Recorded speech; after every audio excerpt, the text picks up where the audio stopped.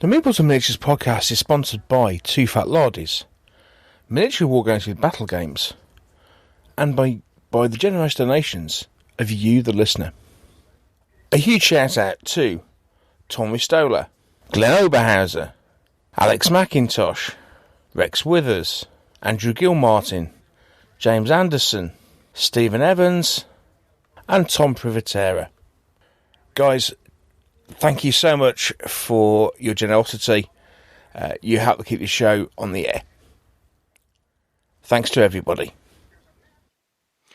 The Meeples and Miniatures podcast, episode 153.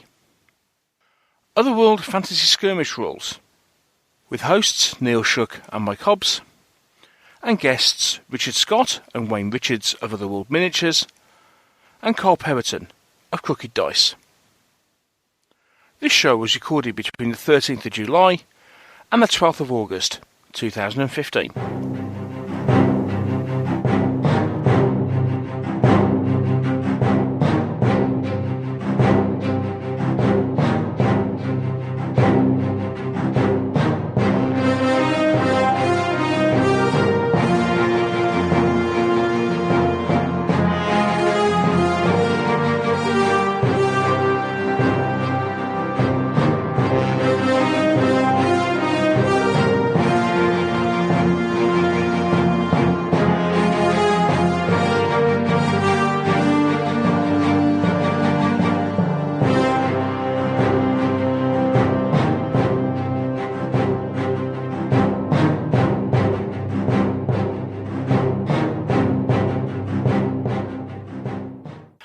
Hello and welcome to another episode of the Meeples and Miniatures podcast. I'm Neil Shuck and I'm once again joined by the Welsh wizard himself, Mike Hobbs. The Welsh wizard, oh God. Hi there. Don't blame me, it wasn't me. Mr. Love has got a lot to answer for. It's a good job he isn't on Twitter. Yeah. Still, it could be worse. Mr. Whittaker is just named as a silverback Whittaker. Oh yes, I did notice that. Yes, thanks, Mervyn. Yeah. I've always liked Mervyn. He's one of our favourite people. Indeed. Absolute brilliant. So that's going to stick for a while.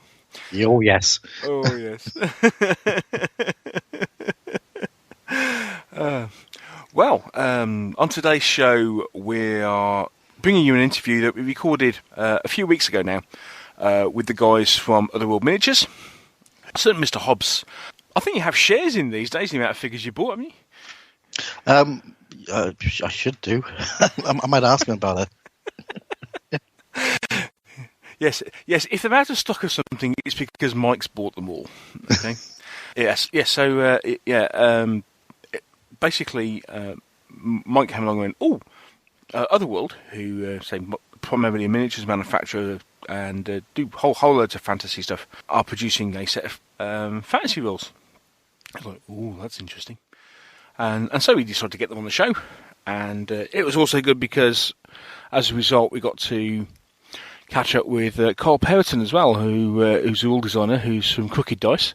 I've been meaning to get Karl on the show for ages, and we just never kind of clicked together and got round to it. So it was good to chat to him. So all that's coming up in a bit. Yeah.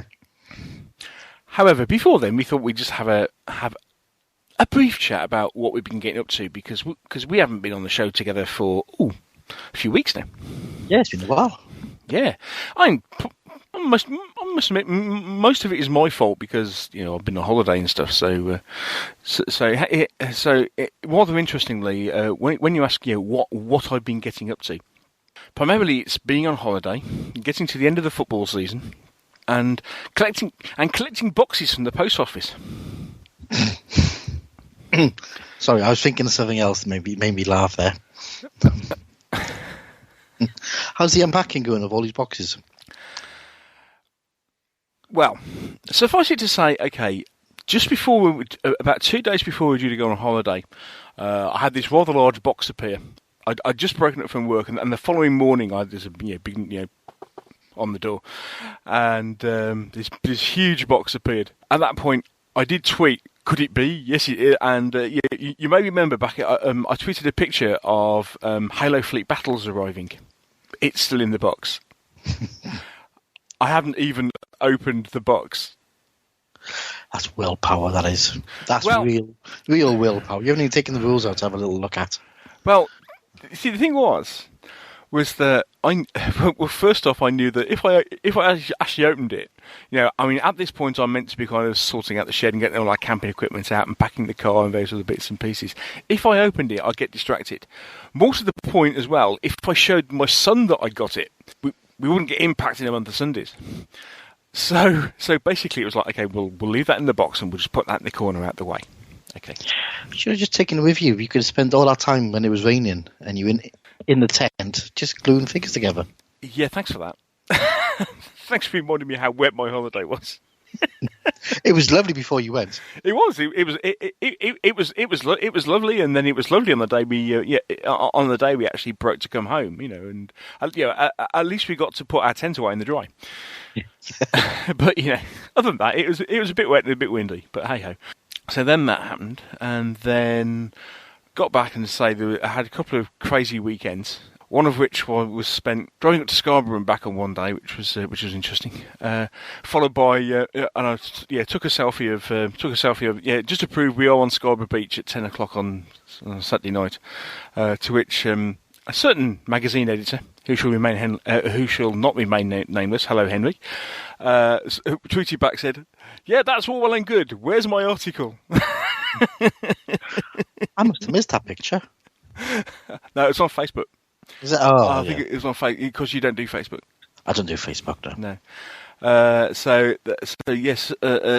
Suffice it to say, then I had to spend a couple of days making sure I got my column in, and various other bits and pieces. And then last weekend was just another dead loss with stuff going on. And in all that time, I say we've had the Halo turned up. I've had the last Dread Ball, the last delivery for Dread Ball Extreme turn up, Wave 3. We've had the Battle Systems Fantasy Dungeon thing turn up, haven't we? We have, yeah, which is lovely. I wouldn't know, it's still in the box. Well.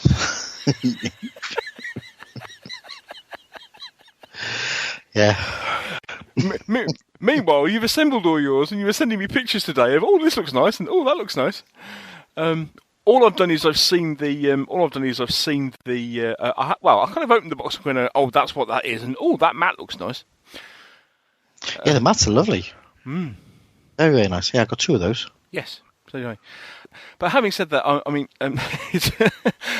tweeted, I texted Mike earlier and said I have a confession to make, and I hate it when you say things like that. But, yes.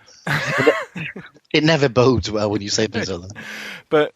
Let me just say, and I will come clean and confess to the world at this point that having just received the Battle Systems Fantasy System, I haven't finished building my sci-fi one yet. That's only a year or so ago. It is almost exactly a year, isn't it? Yeah. Yeah. So and actually, you're not surprised at all, are you? No. I got about halfway through assembling it because I was I was away in a hotel for a week and took some stuff with me, but rather stupidly didn't take a scalpel with me, so I could only assemble so much because there's an awful lot of cutting required in the widening slots and stuff on the sci-fi one, which apparently isn't required so much on this one. Not at all. And of course today they've just sent out an email with the next one. Which is for a modern post-apocalyptic sort of thing, which looks really nice, actually. It does look lovely, and luckily enough, I have no interest at all in that period, so I won't be doing that one. Honest, I won't be doing it because I got no figures. I got no rules I want to play for. I don't do zombie games, so. Yeah, well, unfortunately, you do. Well, put it this way, I've got some figures.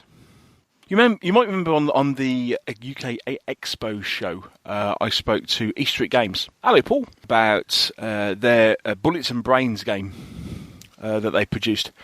and they gave me a couple of box sets to review, which has some survivors, some troops, and lots of zombies.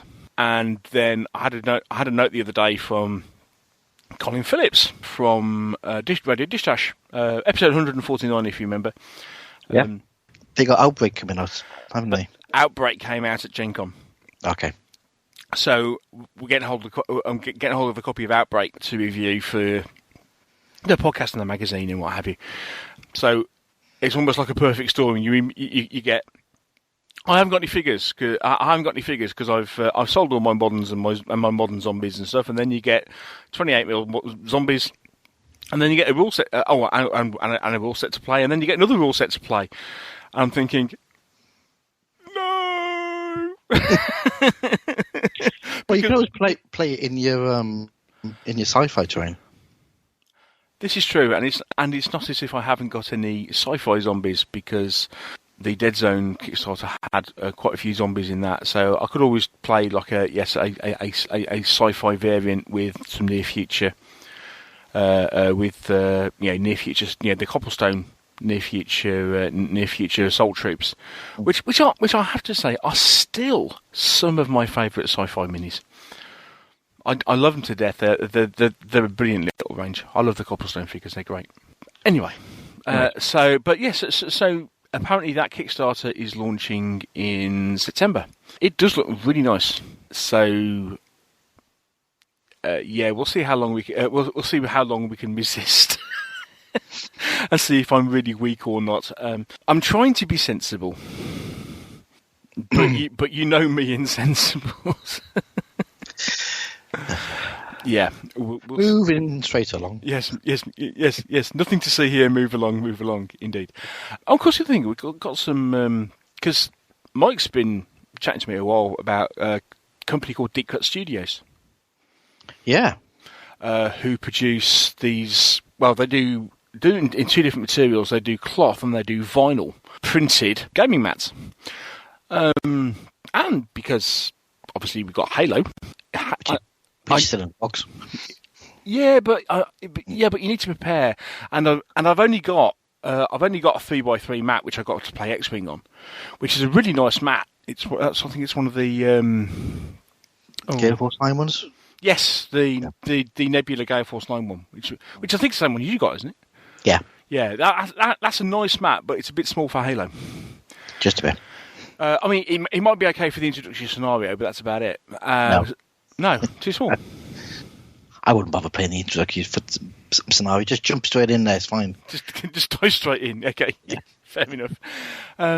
But no. So bought one of these 6x4 mats, which at the moment comes from Lithuania, and they're lovely.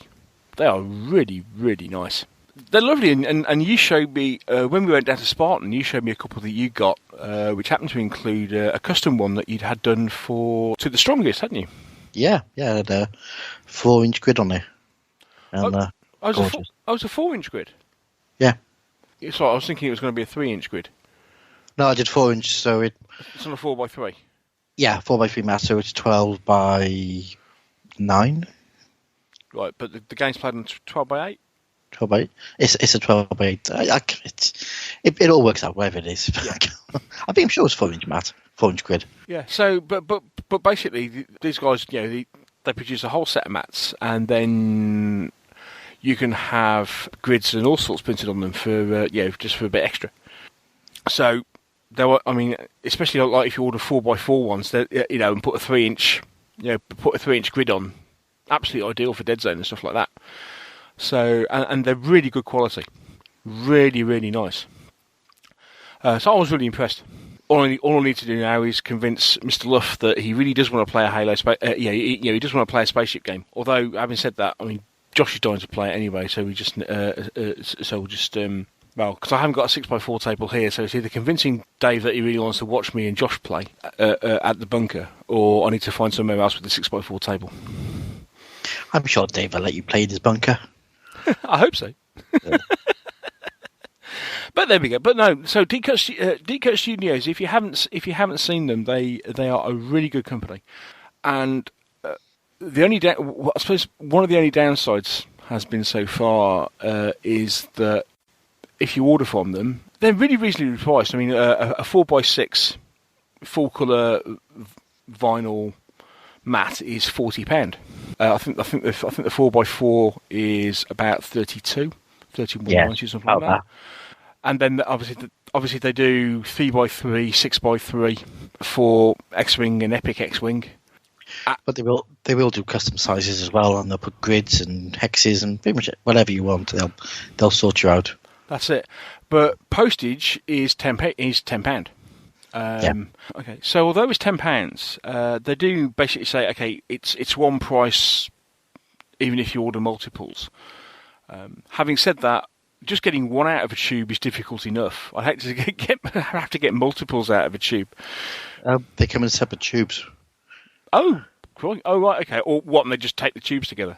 Yeah, I ordered 4 for gangers down the club, and God bless them, it was £10 postage, and it turned up there was 4 tubes, and they basically just vac packed the 4 tubes together in plastic. Oh, cool! That is really good. Yeah, that is really good. Yes, getting them out the tube is a bit interesting because they do kind of expand into, and kind of stick to the outsides of the tube. So, I mean, I'll put it this way: I had to ring Mike up and said, "Mike, you've had these. How the heck do you get it out the tube?" What you don't do is cut the tube open. Funnily enough, a guy at work actually said, "Oh, just cut the tube open." Yeah, I can see where that's going to go. This is not a Dead Sea Scroll. No, you just don't go there. But actually, wind it in; it'll separate from the tube, and everything's hunky dory. Superb. But anyway, so Deco Studios. However, Mr. Miller, our friendly to the strongest person, is now going to be stocking them. That's really cool. Yeah. I don't know if he's going to do the whole range, but he's going to have some of them there. I think he's going to do ones obviously to the strongest, so hopefully with grids on them and things. Mm-hmm. But yeah, so we'll have a UK distributor for them, which would be brilliant. That will be really good. That will be really cool. So hopefully, as I say, I mean, despite the fact that for multiple, if you order multiples, the postage is really, really good. Obviously, for one, you kind of think, oh, it's a bit expensive, even though they're very well packed, and they are coming from Lithuania, and European postage isn't cheap, and especially when you're sending a 4-foot cardboard tube. So, but yeah, it would be good to have a UK distributor for them. Yeah, and it'd be interesting to see the cloth ones they do as well. I haven't seen those yet. Yeah, I'm kind of thinking. I mean, I'm assuming that the cloth ones they could actually fold. Yeah, they do. They fold them and they just come in a bag. Yeah.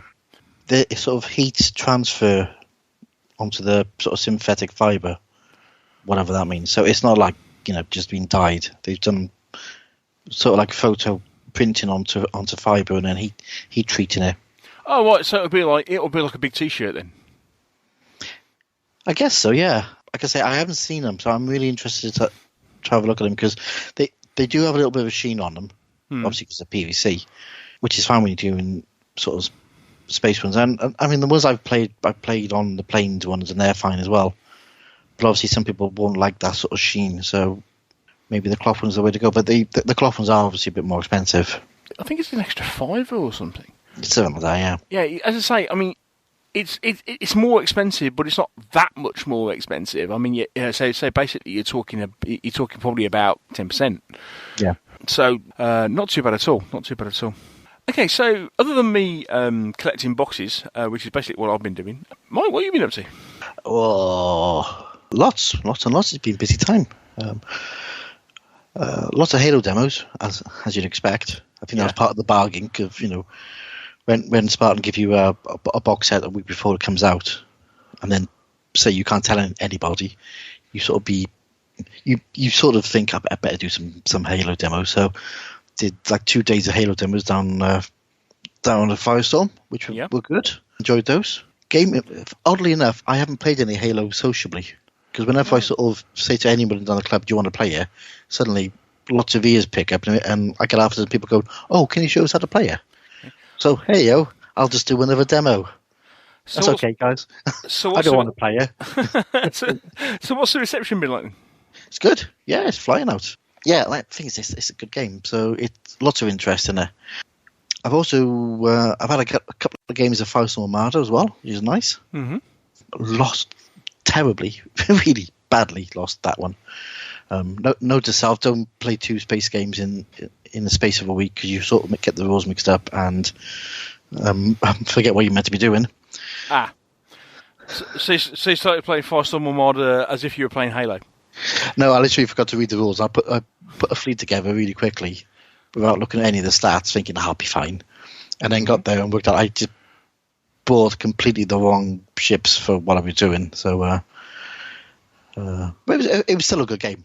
I just got my arse out handed to me. Oops. Because half my fleet was pretty much useless. Oh dear. But what I did, they do the System Wars fleet, which I bought. Yeah. And System Wars fleets, I found out afterwards, are really, really good for doing the System Wars scenarios because they're all about getting to the planets and getting assets down to the planets. Not so good if you're playing a standard fleet battle. Ah. It's almost like turning up at a tank battle with a bunch of tank transporters with the tank still on the back. You know, it's that sort of thing. Ah. Yes. So yeah. Didn't work out that well then. No. Dumping logistical craft to a full-on space game. Oops. Yeah. Still a fun game. While it lasted. Well, yeah. Still lasted 2 hours just because my mate was just having fun taking me to pieces slowly. Thanks, Steve. I've also played a few games of Frostgrave. Oh, right, okay. So, moving on from that. Now, we will be coming back because I've got the Frostgrave rules as well. And, of course, you also got the figures, haven't you? Yeah. Some figures. Figures are lovely. So we will actually be coming back and chatting about Frostgrave in more detail in a future show. Yes. Yes, we'll move on from Frostgrave and we'll come back to it. Yes. So that's what I've been playing. Other than that, really, I've been sorting out my battle systems terrain, and I've had my Heroes of Normandy campaign boxes turn up as well, which I've sorted out. Oh yeah, I forgot to say, yeah, we had a game of Heroes of Normandy before I went on holiday. Yeah, so again, that's another. So there's 3 of us who have now played Heroes of Normandy. So again, that's another game we'll be covering. We will be covering before Christmas. But the expansions, are they nice? Lovely. Yeah, I got the St. Mercles and Perrotton campaign. So they're really good, you know, because you get a little campaign book in there with about half a dozen link scenarios. More terrain that you need, so you know, for the villages and all sorts. Yeah. Plus the new troop types. So St. Mercles, you get all of the powers. So you get like 5 or 6 units of powers plus extra bits and bobs here and there. You know, and they got new rules in there for sort of using light and doing light attacks and things like that. And Perrotton, you get all the Fallschirmjägers in there. Cool. So yeah, it's really good value, those boxes, I must admit. Loads of painting I've been doing. I had a real painting spurge. Pretty much done 2 whole box sets of Halo. 2 whole box sets of Halo? Yeah. Oh, right, so you bought another box, did you? Well, I pre-ordered the box as part of the Vanguard thing. Oh, right, okay. And then when I went down into the visit, they gave me the box worth of stuff, which I thought was my order. And then one turned up, so I sort of phoned them up. I spoke to Neil and went, you sent me another box. Do you want me to send this one back? And he was like, nah, don't worry about it. Logistically, it'd be a terrible thing. So, yeah, they're nice people at Spartan. Indeed, says you now with 2 fleets. Meanwhile, I've got a guy at work threatening to teach me how to airbrush, so I can paint my Covenant. Yay! Yeah, I'm not. I don't know. Airbrushes scare me. Yeah, I've only used them once or twice. I think you've got to have a really good compressor. That's the thing with an airbrush. It's got to be a really good airbrush and a really good compressor and really good paint. I just use a brush.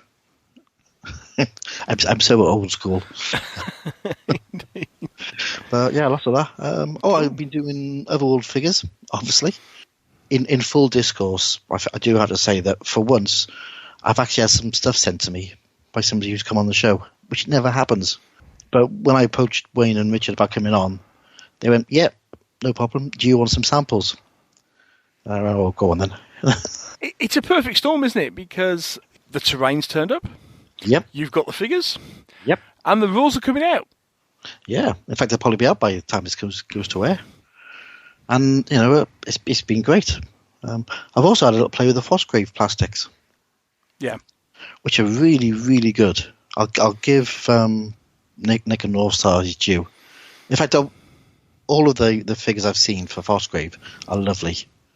But the plastics are so useful. Really, really useful little set. Yeah, lots of different variations and stuff.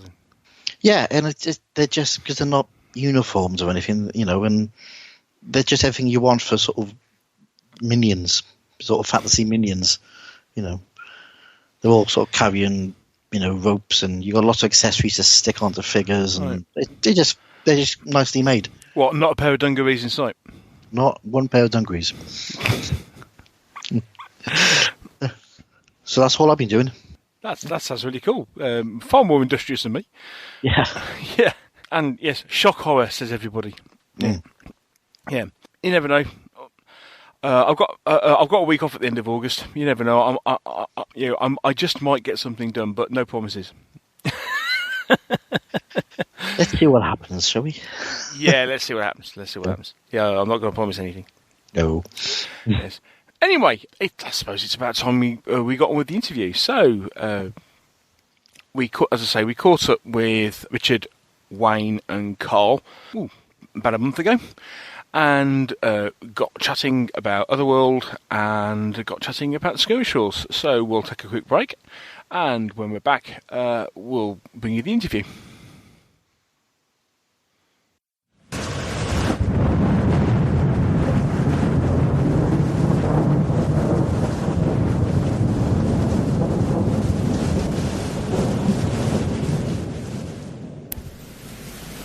The eagles have gone. Britain lies defenseless in a cruel world.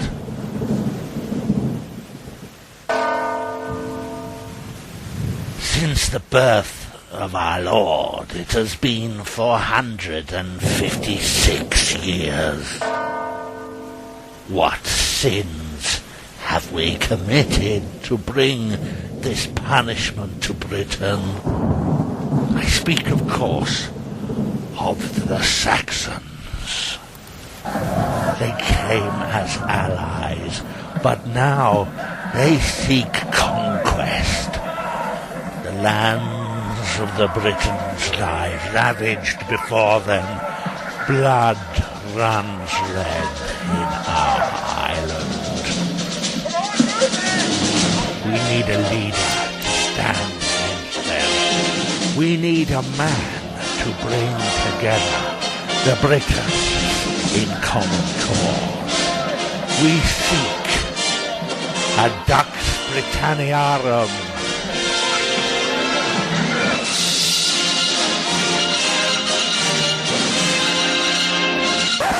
Right, that's enough of that.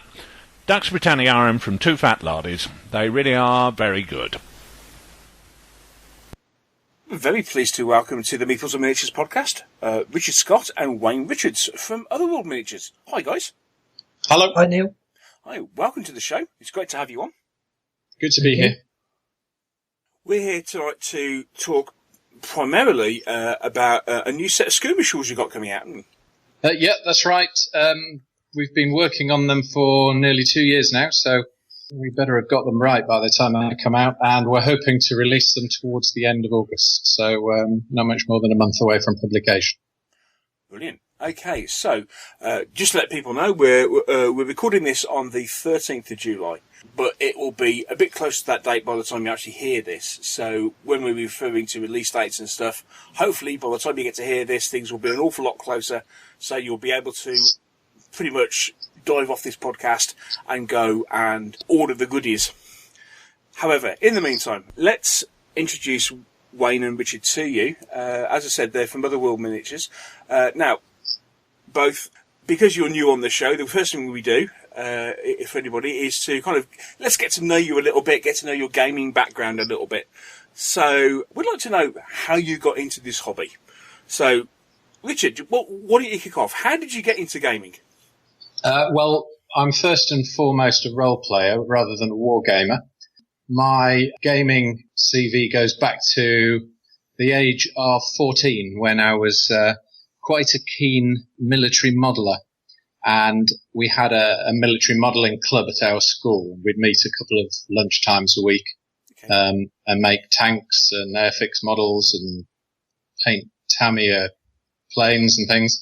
And one day, this new lad who just turned up at the school arrived with a load of small 25mm high models of orcs and goblins and vampires and mummies and a dragon and some warriors and things. And I was absolutely captivated by these figures. I'd never seen anything like them before. And I got talking to him and soon realized that they were effectively playing pieces for a game that he also played. And he produced these 3 little brown books from his school bag, which was a very early version of Dungeons and Dragons. And that's where I started. I started playing Dungeons and Dragons primarily because I was attracted by the miniatures. I still play D&D in its various different incarnations. I still prefer the earlier versions, but not exclusively. Mm-hmm. And as right from the very start, it's the miniatures that have always appealed to me more than anything else. So that's my start in the hobby. Right. Okay. So, what have you been gaming over the years, and how big is your miniature collection? Or more to the point, probably even, how big is your lead mountain? Well, everybody's got a huge lead mountain, and I don't suppose mine's much different. To be honest, I don't have that many painted figures. Probably in the hundreds, so maybe 300, 400, 500, something like that. We've got enough to game with, and that's about as much as I need, really, I suppose. But I've got quite an extensive role-playing games collection. I do still pick up some of the old bits and pieces that I could never afford when I was a kid, so I've got quite a lot on my shelves at work. But I suspect Wayne's got a lot more figures than I have. Okay, so you're very much more into the classics, shall we say, as opposed to the more recent role-playing games, yeah? Yeah, games-wise, yes, definitely. Miniatures-wise, I do really prefer some of the older stuff. I've got quite a big collection of the old Citadel Fiend Factory figures and the Fantasy Specials and the Fantasy Adventurers. Oh, wow. Those are some of my favourites and always will be. I think I've got all of the AD&D sets that Grenadier made in the early 80s. Quite a lot of Ral Partha stuff. Yeah, so that's where most of my collection is, and the Games Workshop figures that I do tend to have in my cabinet seem to be sort of mid-80s miniatures, just as the slaughter bases were sort of starting to come in. I really don't think I bought anything from Games Workshop since about 1990, sorry. So they're, it's quite an old school collection. Sounds good to me, mate. Sounds perfect to me. I just want to know when we can come on and play. Well, you'd be very welcome to visit any time. At the office here, we've got a sort of a mezzanine floor upstairs with a big games table in with all the cabinets and things up there. So, we've got plenty of room to get the figures out on the table and push them around. Oh, sounds good. It does already. That sounds really good. You're already organising a field trip in your mind, aren't you? Yeah. Do you play RuneQuest at all? Yes, in the past I have played RuneQuest. I must admit it wasn't my favourite system. I was always a D&D player, but just looking over my shoulder at my bookshelves, I've got a load of RuneQuest, Tunnels and Trolls, Traveller, Call of Cthulhu. What else have we got? Warhammer Fantasy Role-Playing. That's got quite a large section on my shelves. I was always a big fan of that. Yep, but mostly D&D. So we won't mention Sigmar, don't worry. Oh, you just did. Oh. I'm sorry. Yes. I thought we got away with it. No, we're still stepping away from that one for now. Yeah. Okay, well, thank you, Richard. How about you, Wayne? Well, Neil, I was a child of the 60s, so I started gaming as a teenager in the late 70s when I joined the Derby War Games Club, playing predominantly 25mm Ancients using the War Games Research Group rules, and 15mm Napoleonics using the Newbury rules. Oh, wow, okay. So Then- that would have been... Oh, crikey, I'm just thinking, would that have been WRG 5th edition? Yes, yeah. Then at university, I played a lot of role-playing games, with D&D being by far my favourite system. Mm-hmm. I then had a long hiatus from gaming, and it wasn't until I moved to Reading in the late 90s that I started to go to some of the shows again, and I joined the Reading Club. Right. And there I was fortunate enough to fall in with a group of guys who were playing a real wide variety of games, anything from gladiators, Wild West skirmish, pirates, sci-fi, you name it, they played it. And that's something that we've really continued through to the present day. Right, okay. Outside of the club, I was still meeting up a few times a year to play D&D with friends from university, and I was also competing in many of the Warhammer Ancient Battle events. My involvement with Otherworld came about as a consequence of seeing Richard and his excellent stand at Salute. I just saw the figures and fell in love with them. So when Richard said he was looking for someone to come on board and lend a hand, I naturally jumped at the chance, and that was probably about 3 or 4 years ago. Right, okay. That kind of almost kind of preempts my next question, I suppose, which is, I say, especially given that, Richard, obviously you're very much from an RPG background, yeah. Whereas Rain, you're from a wargaming background. Well, first off, how did Otherworld Miniatures come around? And then, how come both of you got involved? Okay, Otherworld Miniatures started in 2006. I was running a D&D game for a group of friends who weren't particularly familiar with the rules, and I was using Dwarven Forge scenery to recreate a scenario based on the player's handbook from the first edition D&D rules, with the demon idol on it. With the, Oh, right, yeah. You know, the one with the thieves prizing the jeweled eye out of the idol.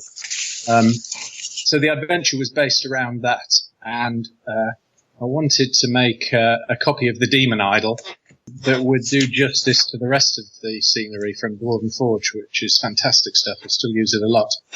I made one myself. It was okay. Looked a bit like it's made out of pastry, to be honest. And I put some pictures of it on a Dwarven Forge forum, and lots of people said they liked it. And at the same time as that, I was actually in contact with Paul Muller, the sculptor, who offered to make me one professionally. Oh, wow, okay. So I thought this would be a great idea. It was originally just intended for my own use. He made this model, which you'll probably be familiar with. It's featured quite heavily on our website. And I was so proud of it. I posted more pictures of it on the Dwarven Forge website, and was just completely inundated with requests to have it reproduced. As you do. It's that classic, isn't it? It's that game of kind of go, oh, that's cool, I want one. It was never my intention to do that. I was always just intending to paint the green myself and use it as a terrain piece. But I think I must have got 30 or 40 requests to have some made. So I decided to have a small quantity of them made, and I thought, well, if I sell 20 or 30 of these, it'll pay for the costs of the original sculpt, and I'll still have my original. So I did that. I sold those 20 or 30, and then sold another 50, and then another 100. And by that stage, I realised that I'd accumulated a small amount of capital, and intended to use that to get Paul to make some more figures. Right, okay. And even then, it was not my intention to make a business of it. I thought it would be great if he could make some giants for me. I'd always wanted giants which I thought looked like Dungeons and Dragons giants, because a lot of the ones that were commercially available were okay, but they weren't really what I was looking for. So Paul made me the 4 original giants from the income from the sales of the Demon Idol. and then I sold quite a few of those, and then I decided to get some pig-faced orcs made, which Kev Adams made for me. And by that stage, I was starting to think of it being possibly a viable business. My original thought was always that I would make figures for myself, and I never really thought there would be people out there that shared my interest in the older versions of D&D and liked the older imagery as much as I did, but lots of people with similar tastes started coming out of the woodwork and buying my figures, and that's really how Otherworld was born. It was at least a year after the production of the Demon Idol before I realized that it was likely to be a viable business, but it's just grown from there. I mean, that sort of imagery is quite striking, isn't it? And I suppose in one sense you kind of look back and it's amazing how things have changed over the years. But you look back at the illustrations and kind of think, yeah, and I suppose especially as we all get older, there is a certain amount of nostalgia involved in all this, isn't there? So all of a sudden to be able to kind of go, oh yeah, I remember those. Yeah, there's no doubt though that most of those illustrations from the earlier versions of the book are bloody good art. If you look at Trampier's work, Trampier did the cover for the player's handbook. If you look at some of his black and white work in the Monster Manual, it's absolutely stunning. So it's difficult not to be inspired by it. I don't think if it comes from a hobby that you've loved for 20 or 30 years, it's difficult not to want to make something more of it rather than just see it sort of disappear into obscurity. Indeed. Yeah, I must admit, when I first saw your figures, I did look at them. I thought, that reminds me of the figures I used to have back when I was a kid, because like yourself, I was collecting the old Citadel miniatures and Val Pathfinder ones. Mm-hmm. And I looked at it and thought, they're just like the ones I used to have. And then I've actually got some of the old ones back in the day. When I looked at those, I thought, actually, those are really, really rough. And these are the figures I really wanted 25 years ago. Exactly. so it's really nice that you... If we were to sum up the business in one sentence, it would be to make figures that I wanted 30 years ago and didn't exist. And we can do that now because sculpting standards are so much higher, and the technical ability of some of the mold makers and the casters that we work with is far in excess of what was available in the 70s and the 80s.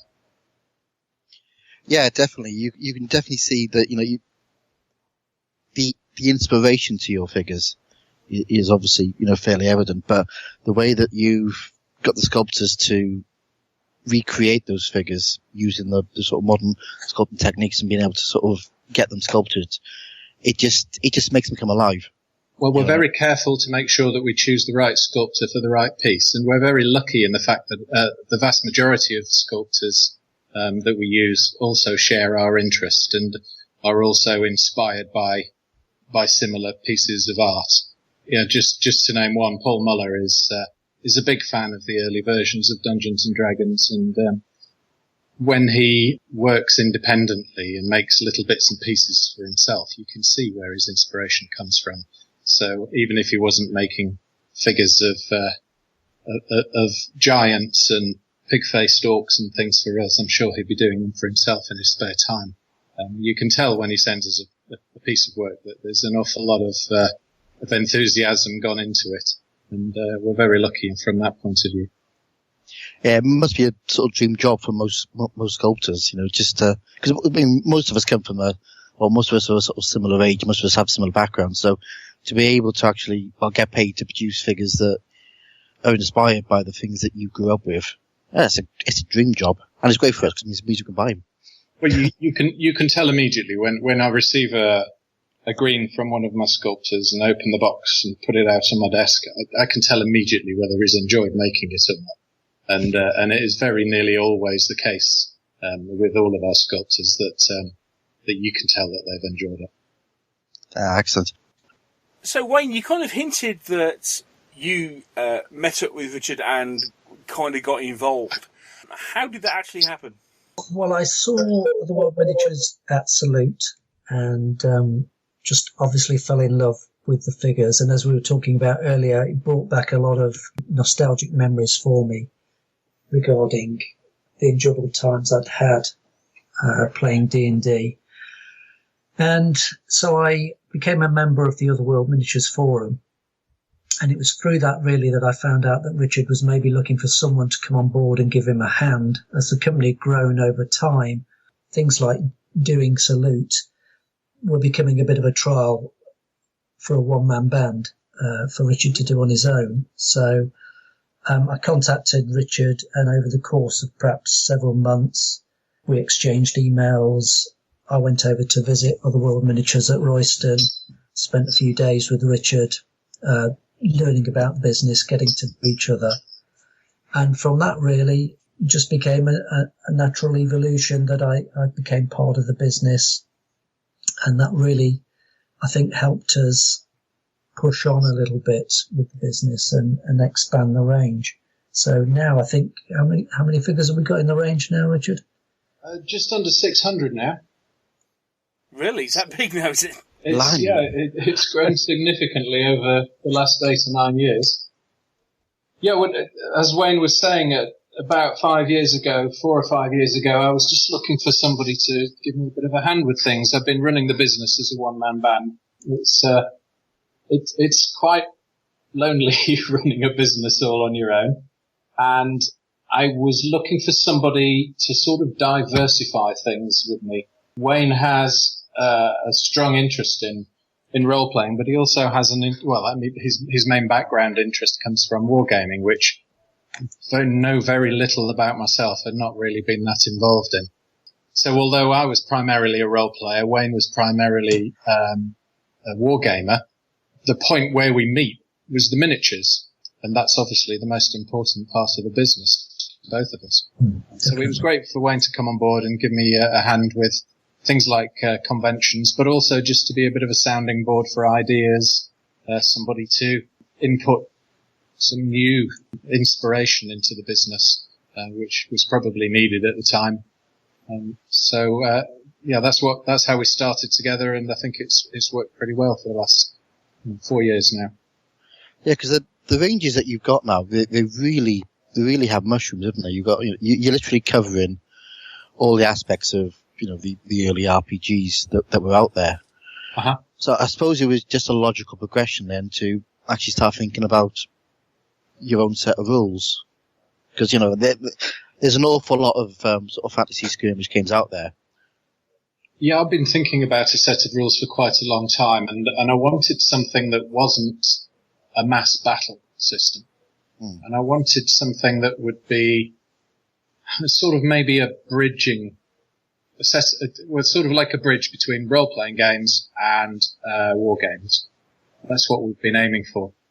And a couple of years ago, I was at Salute and got talking to Karl and picked up a copy of his Seventh Voyage rules. And I'd known Karl for quite a while before that. Karl had been a customer of mine from the very, very early days. I think, Karl, you probably bought one of the original Demon Idols and several more beyond that as well. Yeah, there's a fair collection there, I think, now. I'm sure there is. You might even have painted one or two of them yourself. Not so many, but, And if you hadn't already guessed, viewers, as if by magic, we've been joined by Karl. Hello. Yeah. So at this point, it's welcome to the show to Karl Perrotton. Hello, Karl. Hello. And Karl is from Crooked Dice, who obviously are the producers of the Seventh Voyage rules that Richard was just talking about. Okay, so how did you guys actually get together as far as all this is concerned? Yeah, I can remember meeting Richard at Salute. As you said, we'd known each other kind of for a few years. And I think I gave you a comp copy for one reason or another, Richard, if I remember rightly, but I can't quite remember why. But I'm sure I paid full price for that copy. You paid in the long run, Richard, you say. You didn't swap figures. It may well have been, actually. It may well have been exactly that. And I think Richard said he liked the look of things and that he'd had an idea for doing his own kind of set of rules. And I think the thing appealed is that kind of 7TV and Seventh Voyage are kind of RPG light, really. There's a kind of war gaming skirmishing system at the heart of it. there's a couple of kind of layers on top there, which kind of hark back to the old RPG days. Certainly, 7TV started off as an RPG that I ran for friends 20 odd years ago.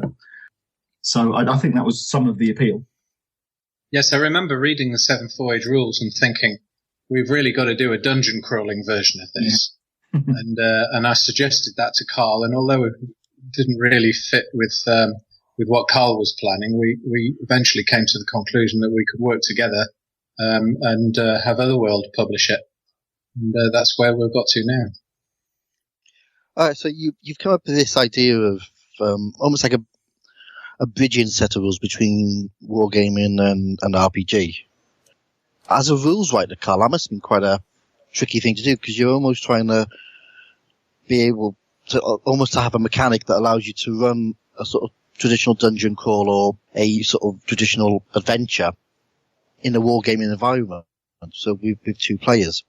That was a kind of there was a lot of discussion around that at the beginning there. Are we talking about exploring tunnels, or are we talking about once you kind of get through that area, what's the monster that you face, and is it more about it's because essentially, you know, Seventh Voyage and the rest of the systems are skirmish, so that's largely where we ended up. So it's more the kind of the exciting encounter that you have once you've finished your exploring. But we tried to seed a lot of things into the rules to still get some of that kind of RPG feel. So there's mechanics around kind of adventure tokens and adventure cards in there, where you've got your classic wandering monsters and traps and you know, the odd kind of bizarre old school RPG tongue-in-cheek kind of event as well.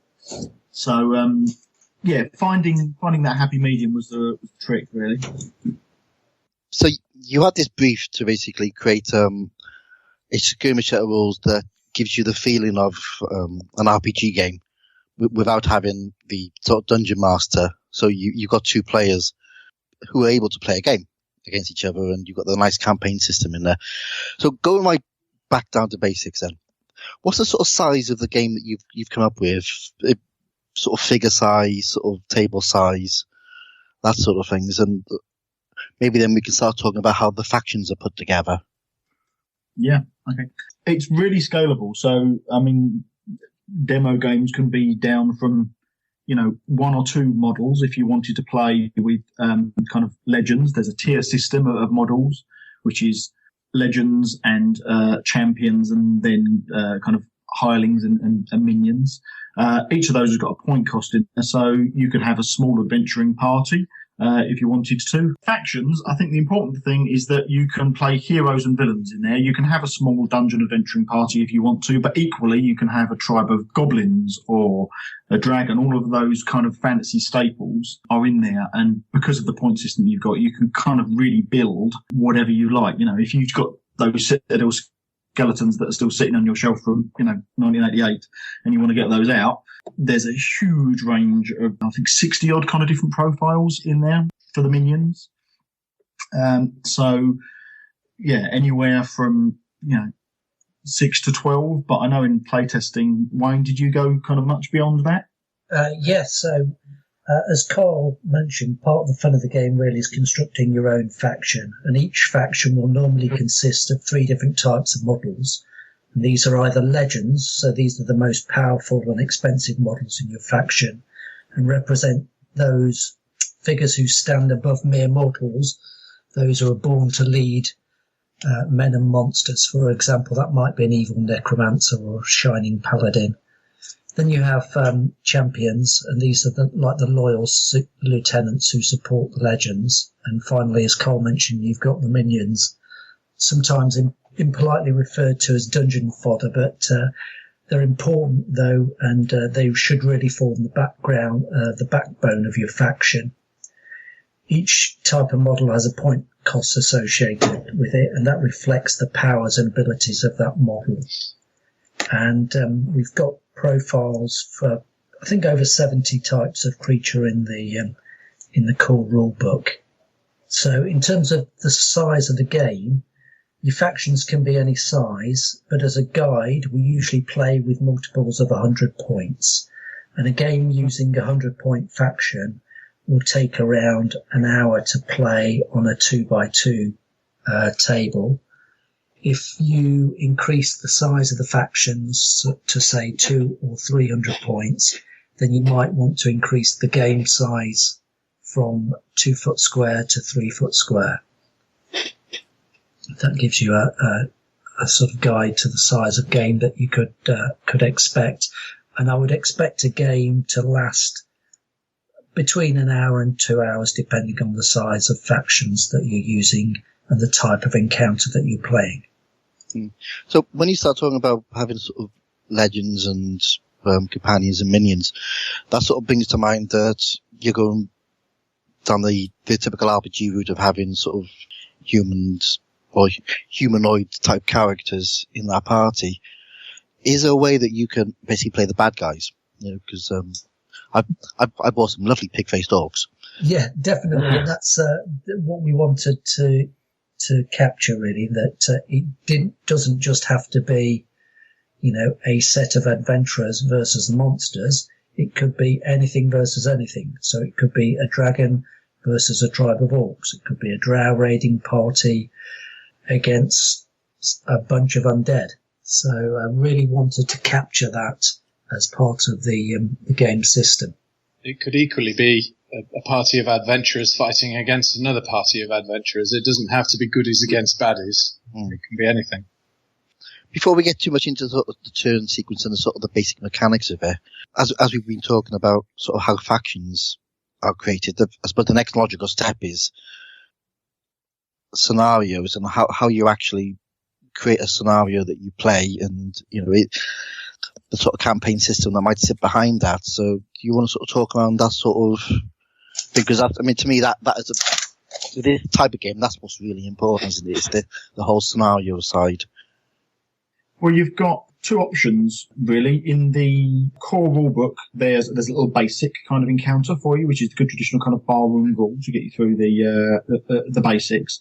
And then there are some sort of fast play encounters, which are good kind of generic things like battle and escape, race, kind of skirmish, slay, those kind of things. And then within the rulebook as well, we've got a campaign, which is kind of 3 linked adventures in there, which kind of has a little linked story that kind of ties the 3 together. So scenarios kind of broken down is really sitting down and thinking, well, well, you could start practically, what's the terrain that I've got to start in there, or, you know, what's that classic tabletop scenario that I kind of want to recreate, whether you're a Hall of Giants, for example, or you know, a Vault of the Drow. And it may be that you've got that initial idea that kind of kick things off that you want to kind of recreate, and then build the faction from there. So, yes, as Karl mentioned, we've got a number of different encounters within the core rulebook. These each have their own special rules, and victory point contains rules for the setting and the setup. So there's 6 of those in the rulebook, but there's nothing to stop you recreating your own, or recreating maybe a memorable encounter from a classic D&D adventure. Certainly for me, that was part of the inspiration for it, that recreating those classic boss fights that you get either in a video game or a classic RPG, sort of refighting those on the tabletop was part of the inspiration for the rules. And anybody who has a role-playing background will be fairly familiar with writing their own adventures. I know not everybody uses published adventures. Most of the players that I've played with across the years love writing their own stuff. And it's very easy to put together scenarios for our skirmish rules. If you've got a few ideas that would work well in a role-playing scenario. Well, as soon as you mentioned the words barroom brawl, my ears immediately picked up, because you know, we've all done it, but to actually do it actually in a war game, you know, is a really, really interesting little idea. Because most of the time you play a war game and you have to kill people and, you know, do something. But to actually do a proper barroom brawl, fantastic idea. I think the rules are ideally set up to run that sort of scenario. And there is a basic one in the rulebook itself, which is used as a sort of introductory scenario to teach the basics of the rules. So you mentioned that obviously having as a point system. Is there a campaign system built into the rules as well that allows you to, sort of almost gain experience? Not at the moment. It's something that we've talked about possibly doing in the future. But the initial set of rules doesn't have character progression. We've had some requests for it from people who've read about the rules on our various forums and Facebook pages and things. I must admit, we're a little bit resistant to it. But if there is enough demand for it, then it may well be included in a future supplement. But at the moment, there's not character progression. Why would you be resistant to that, to the particular idea of character progression? It's just something that I just don't feel fits with what we're trying to do with the rules. We're trying to create something that is fairly straightforward and easy to pick up and play. And if you want a complicated character progression system, then you're probably better off playing role-playing games, to be honest. It's an extra layer that can be added in there, but with that layer comes kind of, I guess, an extra complexity to manage. I think what we've got with the range of profiles, certainly with those legends and champions and minions, is that you can kind of recreate that with the profile as it is. If you want a first set of level, adventurers, just pick some minions because there are fighters and bandits and things in there that you could pick. If it's a kind of a fifth mid-level in, then you'd pick champions, and then legends. If you really want, if you're going to sit down and go against Vecna, then get those legends out. I think is the way to go. So I think there's enough kind of granularity in the rules and in the profiles for you to be able to match that. And as Richard was saying earlier, most people that have got that RPG background will be familiar with kind of writing their own, and I think we'll kind of pick up on that fairly quickly. I would hope. Yeah, and as you say, if you're doing sort of small linked scenarios, there isn't really much in the way of sort of character progression in there. And I suppose from having a look through the rules, where when you put your factions together, you spend a gold point, to buy everything. I suppose a simple way to do it is if at the end of a game, the faction walks away with a couple 100 points, they can go to the nearest shop and buy another sword. Or add another ability or something like that. So I suppose it's characters will pick up magic items in games which they can carry through to the next scenario, etc., as you do in role-playing games. Yeah. And we've got some campaign mechanics that we've got for 7TV. So there are things there that could be adapted. So it's certainly not impossible, but I just think for the core rulebook, we just want to get across that kind of that quick, fast play, fun kind of scenario in there, and then build the character progression as maybe a later addition if demand's there. So. Yeah, we're certainly not saying that it's not going to appear at some stage in the future, but I think we were all of the impression that it didn't fit in what we're trying to do with the initial rulebook. Well, it's better to get the core rules right, isn't it, first, and then you can add the gloss on top of it. Absolutely. Okay. So, we've spoken about sort of factions, and it's great that we can literally, we have a toolkit for building the factions that we want from our figure collection. And obviously we'll be buying more figures because we need more figures. And we know how sort of scenarios and the campaign sort of side of things is working. What about from the sort of pure mechanics of things like a turn sequence, how that works, sort of activation of figures, bit on movement and combat? Yeah, certainly.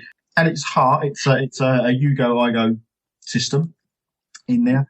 The core, the turn itself is determined by initiative at the beginning of each round, which helps you then generate your fate points that you get. The difference between the two initiative rolls that the players make allows them to gather fate points that they can use to kind of add to bonuses to dice rolls.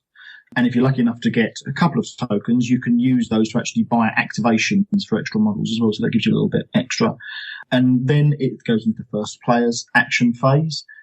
The core mechanic around activation is that you can activate up to half of the models that you have in your faction in your turn. So immediately there are some kind of tactical decisions that you need to make. So if you had 10 models, you'd be able to activate 5. There are a few additional things, special effects, which are kind of key to that as well, which are things like the leader ability, which allows you to activate more models. It's all about the kind of number of activations that you can get and how you can kind of deploy models as effectively as you can.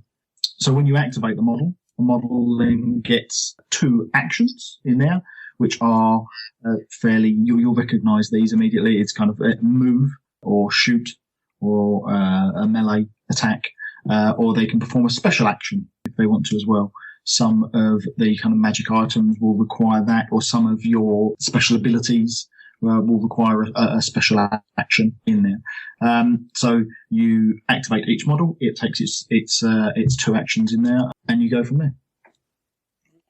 Just as a quick question regarding that, is there any way that you potentially deal with, I suppose, for want of a better phrase, spectator syndrome?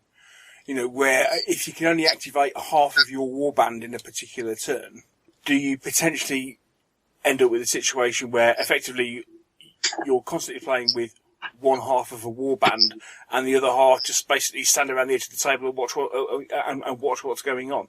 Is there a particular mechanic that means that you have to then activate the other half of your warband, or is it a case of you can activate whatever figure you like? Well, between the number of models that you get in your cast and the leader activations that you've got, and smart deployment, and also cleverly the way that you build your faction, you'll find that particularly at the beginning of the game, you can activate normally more than 3/4 of them in there. But as your models start to get whittled down, and you're still using that core mechanic of kind of half, you have more kind of difficult choices. But certainly over the games of, because 7TV's been around for 5 odd years, and it had various incarnations before that as well. No, it's not something that we've noticed as kind of holds back the system in there. It's very much the kind of core tactical mechanic of it, if anything, in there. Okay. If it's anything like 7TV, which I've played before a few times, what you find is if you've got your leaders close to a bunch of minions, you can move all those together, can't you? So you can give orders to minions to sort of follow on. But what you find, Neil, is if you've got your warband spread out quite a lot, then yeah, you do have those hard decisions on what to make. So there are some tactical choices on keeping, you know, your leader with a bunch of, shall we say, noble retainers close by.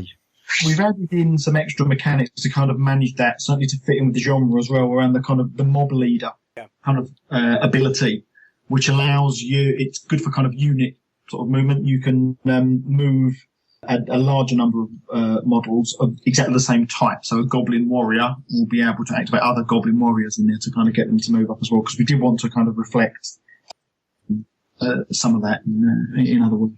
I think one of the reasons we decided to use the 7TV action engine was, rather than writing our own set of rules, was that it was a tried and tested set of rules that had been in the marketplace for a number of years, that had very good feedback among the sort of gaming populace.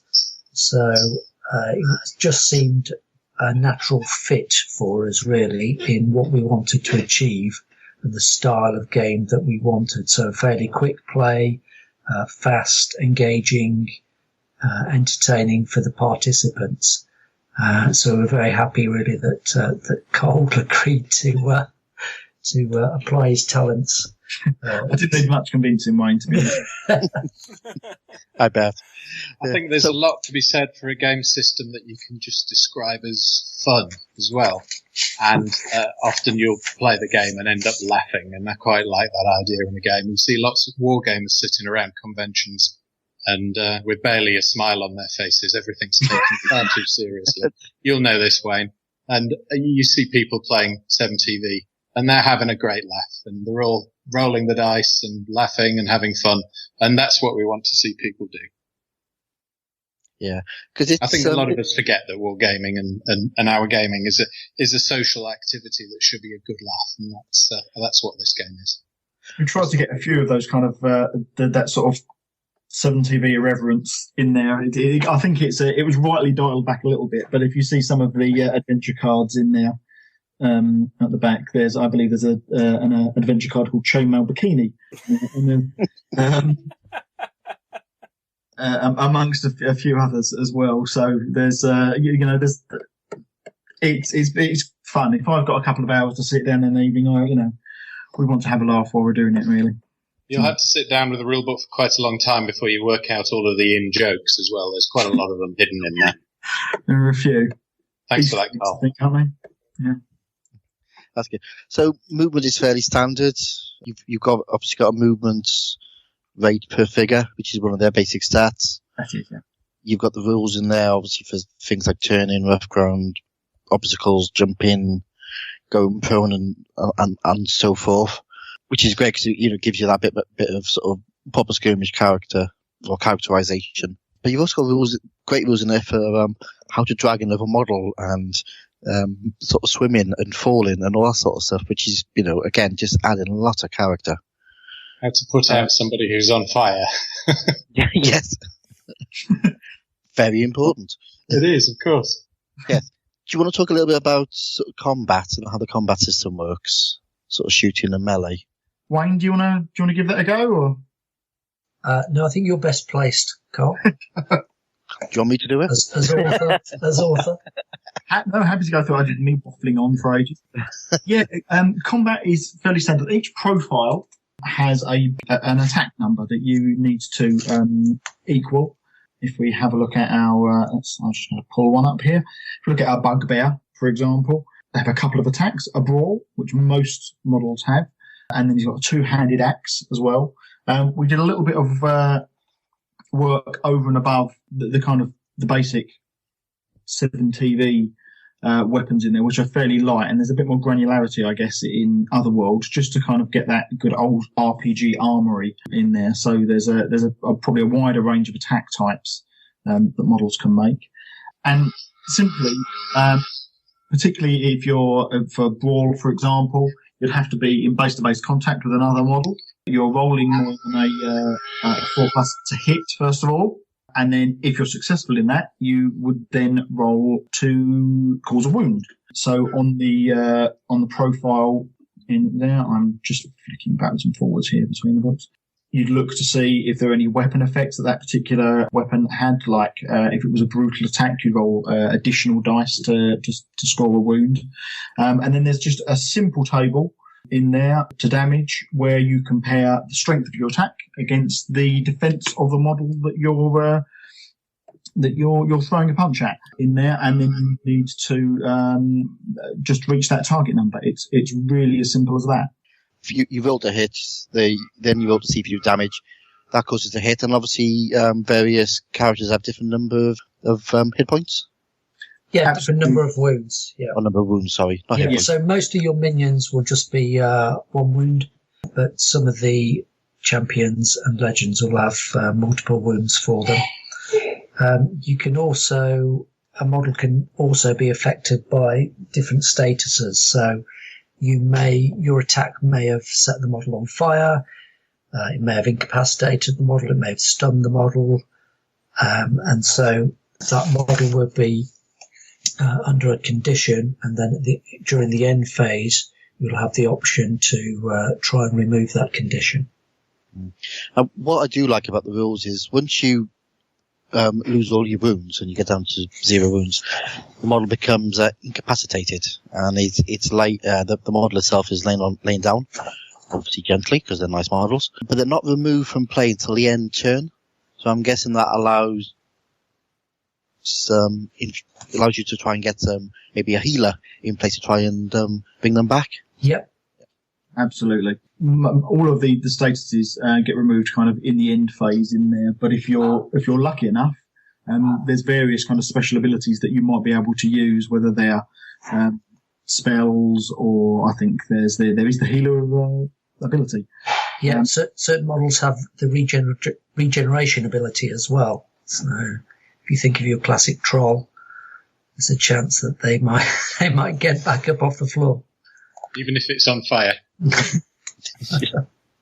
There's very few tables in this set of rules, which I do like. I mean, you really got a couple of tables for attack modifiers, and then you've got the sort of general damage tables, which again is just comparing strength versus defense and making a die roll. We very much wanted a system where we could have a sort of one-page player reference sheet. And again, that's included in the rules, and that really contains all the information you need to play.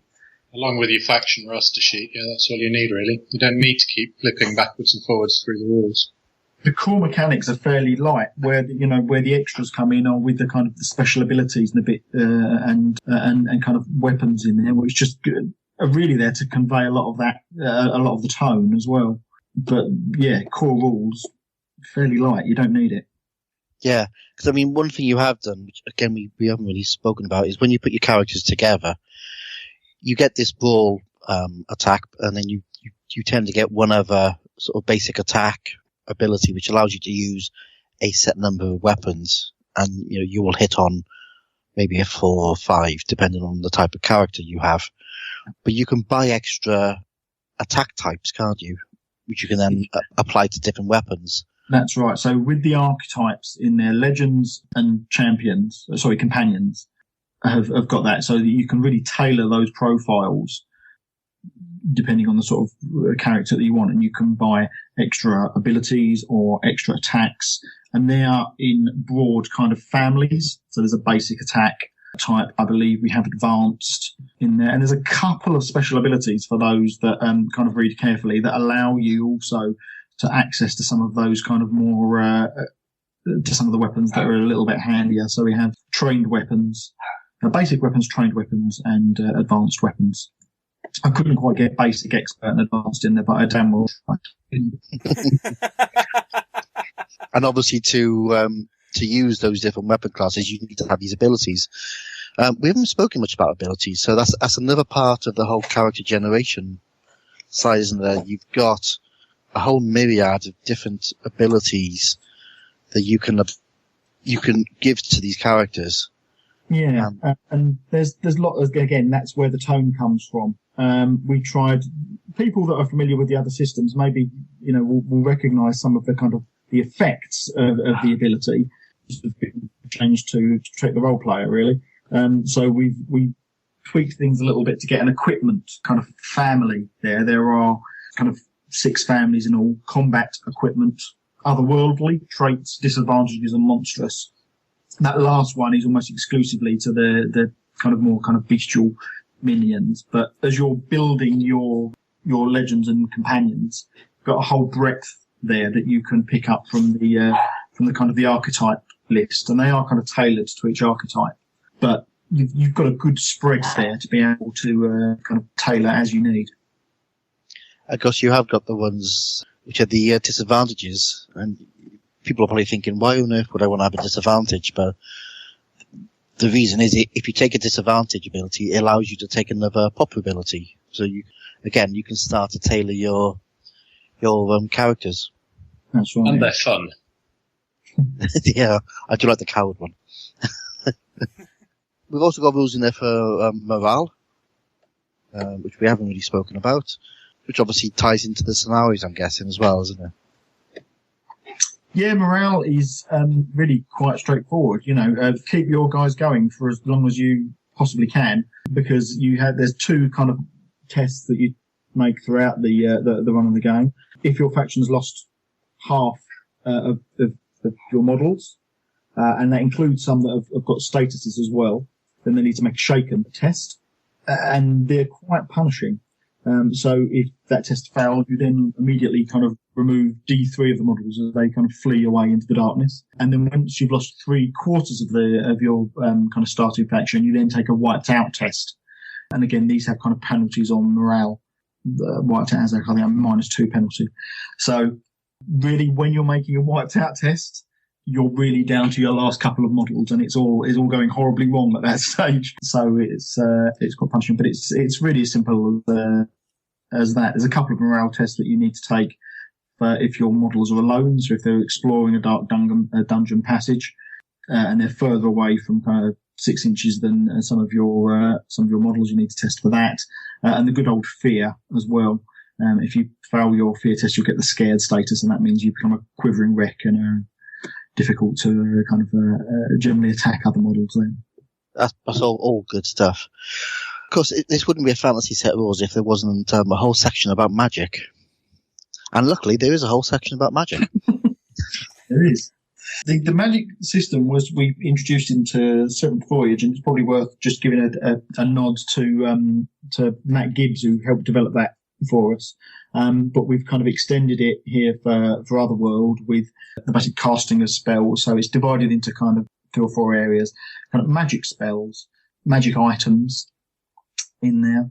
And then you have luck, which is available to kind of most models in there.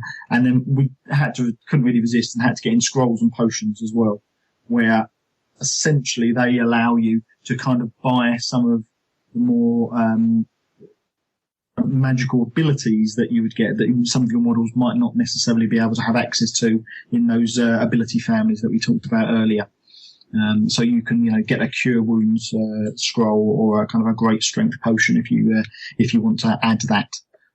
But yeah, the spells themselves, we tried to get a really good spread of kind of nods to some of the classic tabletop spells in there as much as we could, and the same with that with the magic items as well. So how does magic work in the game? The basic mechanics in there is that a model, first of all, has to have the magic ability, so that allows them to kind of cast spells during their turn. And then when that model's activated, they receive a number of D6 equal to their ability. So they're in the parenthesis after their magic ability, it'll have 1, 2, or 3. So they can roll that many. That becomes their magic pool, essentially, that many dice for that activation. And that resets when they get their next activation. So to attempt a spell, a model takes a special action in there, and then they look at the spells that they've chosen for that particular encounter. And each one of them has a difficulty number on it. And then they need to roll the number of D6 they want and meet that difficulty number. So the difficulties on the spell range from a kind of, I think 6 or 8 maybe. 8 to 16. 8 to 16, thank you, Mike. So a kind of a simple spell like Curse is only a difficulty 8, whereas the Breath of Life, which allows you to kind of return hits back to other models, is difficulty 16. So you can kind of supplement that if you want to by chanting along. You can take another special action, and that'll add a +2 to that dice roll as well. So you can, again, a tactical issue. If this spell's difficult, do I chuck all of my dice in there? Or if I want to, if I really want to make sure it's going to work, do I have a bit of a chant as well and add that to it? So you also, do you want to spend all of your dice in one turn, because each model has 2 actions, which means in theory they can cast 2 spells in a turn if they want. So how many of those dice are you going to hold on to kind of make sure those spells are effective? And you've also got abilities in there for animation and summoning, which allows you to, funnily enough, animate or summon creatures. Very much as it says on the tin, yeah. But you have to pay for what you're going to animate or summon beforehand, don't you, as part of your faction? Yeah, absolutely. It's just to make sure that there's balance in there, so that you can't just, bring on a huge amount of models. It would unbalance the game if that was so. With the summoning spells, basically you and the animation, you buy those up front, and then there's a slight difference between the two. With the animated models can only be brought in with a particular animate spell, and they can be placed anywhere in the kind of playing area when you're setting up the encounter. So with the animation, you actually put the models onto the playing table. Yes. And then the caster, essentially, if they can get within range with the animate spell, that's when they can kick those off in there. Some, I suppose, are slightly different in the fact that the models sit in a kind of reserve area off of the table until the caster casts the spell in them, and then you can kind of deploy those and bring them on. So that's great for kind of animating your magic user. If they're brave enough to get into the middle of the action, they can then summon up skeletons or zombies or demons or whatever they would like, and kind of deploy those right into the middle of the action. So, which is very cool. I really like the animation idea of just having models scattered around, which you can just bring to life mid-game. Yeah, that would tend to be things like gargoyles and maybe animated statues. And the summoning would affect things like some of the undead and some of the demons and the devils. So tell me, do you ever will produce a range of statues and gargoyles? This is where you go, yes. We certainly do, yes. We've got an extensive range of summoned and animated creatures in our catalogue, yeah. Coincidentally. What are the chances? It's almost like you planned this. We're not just making this up as we go along, you know. Oh, no. Are we not? That's great. I mean, because magic again it just really works, doesn't it? It all just adds to the character. And I'm saying character an awful lot, but it's just what jumps out at me when I start reading these rules. It's just like, these just reminds me of games I used to play when I was a kid, and being able to sort of do it on a tabletop is very exciting. I think we've done our job, and that's exactly what we're after. It's just kind of convey that old school feel in there as much as we could. Yeah. Exactly. If we get lots of comments like that after the rules have come out, then we'll be very happy, because that's just what we're aiming for. Yeah, I think it's there. Yes, I mean, this isn't a tournament set of rules. This is a set of rules which is designed to provide an hour's enjoyable gaming with your friends, you know, at your local club. Oh, yeah. As you say, it's the sort of thing whereby, you know, obviously, if you're a hardened RPGer, you know, it's that thing of you spend 2 or 3 evenings going through the adventure in order to end up getting to, you know, the boss fight or what have you. However, it seems that what we've got here is well, okay, let's not worry about the role-playing aspect of it. Let's just get to the boss fight, which for some people is the fun bit. I mean, obviously, you know, it basically just depends on what particularly floats your boat as far as gaming is concerned. You know, I mean, a lot of RPG stuff is a case of, you know, it's all about the adventure, it's all about the character interaction. Whereas other people just want to swing swords at each other, don't they? Yeah, well, they do say that Dungeons and Dragons is a game of resource management. It's not about adventure and slaying monsters. It's about making sure that you've got light sources and you don't run out of rations. So we don't have any of that rubbish in this. We just have the fun at the end.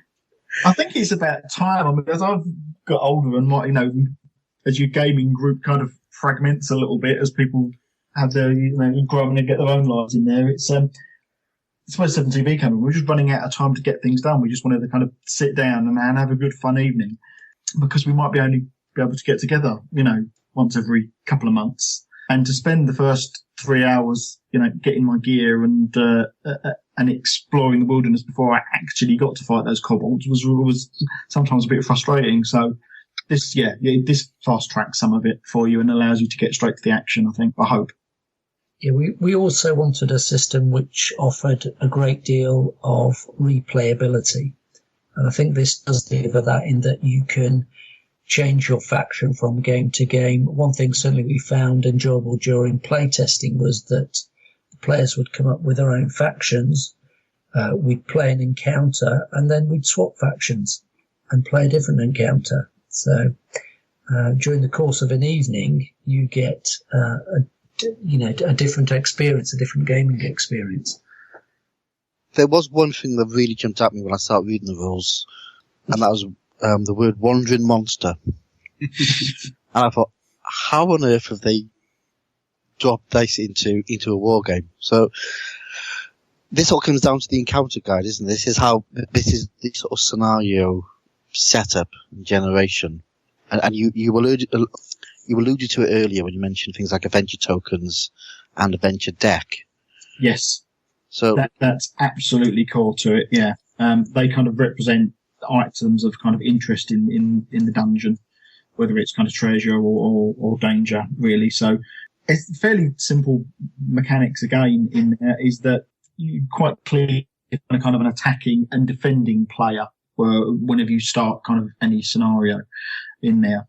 And each of those players starts with 8 tokens, and then there's a key special ability in there called Treasure Hunter, and that allows you essentially to add them for the kind of defending player. They're kind of adept at sort of securing their valuables, so they can remove the kind of number of ranks that they have in kind of Treasure Hunter from that allocation.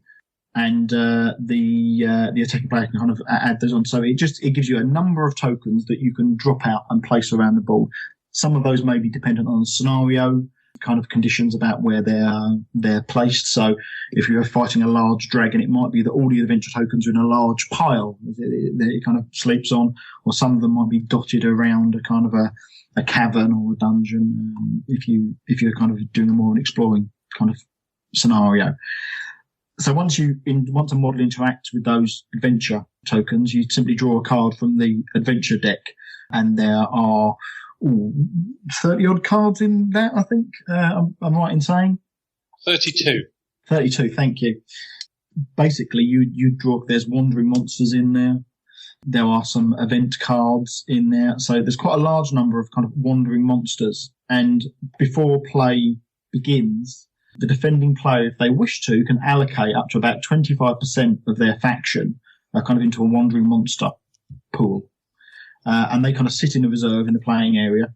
So it's a bit of a gamble, but it's also a kind of a way to sort of strike at your enemy if you want to. So every time a card is drawn from the adventure deck and it's a wandering monster one in there, the defending player can place the model from that pool within about 6 inches of the token. And also in the end phase of each round as well, the defending player gets a chance to kind of have a bit of a gamble as well, and they can roll 1d6 and add their fate tokens to it as well. And on every 4+, they can kind of burn an adventure token but place down one of their wandering monsters. So it allows you to kind of have that kind of opening up a door and finding a 10-foot 10-room round with 60 goblins is often the way you are, as I remember. You won't always get a wandering monster when you turn those cards, though. Sometimes it'll be a trap, sometimes it'll be a treasure. There's lots of interest in there, and they all have a bit of a nod back to the old school role-playing games as well. There's lots of little hidden jokes in there. So yeah, there's, as I say, there's kind of pits and spikes and swing logs in there to come out. There's lots of treasure to be found as well, which is the incentive to go and find those adventure tokens. And the majority of those are, all of those will gain you victory points. So going back to the old kind of wargaming routes there, between kind of 1 and 3 that you can pick up. And then, as I mentioned earlier, there's some of those more tongue-in-cheek ones like Dice Law and Saving Throw and Power Gamer in there. Rules Lawyer. Rules Lawyer is another one, yes. There's one in there which is to hit armor class 1, which is a nod to one of our old role-playing group in there who could never, ever figure out the THACO rule, ever, even after we explained it to them. Never got it to this day. But anyway. So, yeah, there's a kind of a mix in there to kind of reward you in exploring, but also a risk that, your enemies might jump out at you and give you a bit of a whack. It's good, yeah. So, I think we've covered most of sort of the contents of the rulebook. Currently, the version that you sent me to have a look at is 130 odd pages long. Yes, 136 pages of text, not including the cover. Or the beautiful pictures by Kev Dallimore either. Some of the photographs are stunning. They are. They're very nice indeed. So when you actually produce this, are you going to produce it as a PDF, as a printed rulebook, or or exactly how are you going to publish it? It's going to be a printed rulebook. It's in softback. It'll be £25. It's fully illustrated throughout with some lovely line drawings and also lots of really smart colour photography by Kevin Dallimore. We're in the process of making arrangements to have it available as a PDF as well. That's good. And you also, because we mentioned things like tokens and cards and things, but you're producing those as well? Yep. Cards, tokens, dice, and faction sheet pads will be available separately. They'll also be sold as a package with the rule books and all the accessories together. And we're also planning to make all of the cards and tokens available as a free download if you don't really want the fancy cards. If you just want to download the cards and print them yourself and cut them out, then that's fine. We're going to do that for free. The accessories are going to range in price from about £6 up to about £9, so they're not particularly expensive. And put together, they make a really nice package. So if you were to buy sort of one of each of all of the different accessories, you're looking at something in the region of £40, I think. But just the rule book on its own is £25. Of course, I mean, the thing is, from a production point of view, it always seems to be all the little bits and pieces that actually cost the most to produce, isn't it? That's right. Yeah, the accessories are far more expensive to produce than a large quantity of rule books. But you can manage without them. If you want to just play the game on a fairly basic level, then just the rule book is fine. The cards and the counters and the dice are just an extra nice thing to have that will just add something to your game and make it a little bit more pleasant to play. But they're not totally necessary. One thing you have done in the rule book as well is you've got some sort of sample factions already rolled out and ready to use. So things like you've got the Men of Evil and Dungeon Denizens, etc. Are you going to be packaging up your figures to actually match those? Yeah, we do have plans to put together ready-made faction packs. So when somebody picks up the rulebook and decides they want to make, say, the Men of Evil faction from the scenario, then we will have a special offer on the website that allows you to buy all of those. Good grief, that almost sounds like you've organised it. Yeah. But equally so, if you want to make up one of those factions with figures that you've already got, then you can do that too. We're not saying that you've got to use Otherworld figures to play this. If you want to buy the rulebook, use your own collection of figures, you could quite possibly do it without putting any of our figures on the table. Yeah, but we don't mind complete that. waste. That would be. I mean, you may as well use Otherworld. Trust me. You may as well. Yeah, but you don't have to. No. Yes, you do. That'd be good because I mean, things like that. Where it's something that really irritates me with some rules is where you have, these lists already defined, but trying to get the figures for them is a nightmare. So just being able to buy a box which has, maybe even has the stack cards in there ready to use. It just makes purchasing it really easy, which for me as a very lazy wargamer is the way to go. And I'm sure I'm not the only lazy person. No, we do have plans to have all of the miniatures in our range, with statistics available for the rules, which you can download and print yourself. So, we're encouraging people to use our rules and to buy our figures, but it's not completely necessary. It doesn't take an awful lot of independent thought to put together all the statistics so that you can use figures from your own collection from other companies. We don't mind that.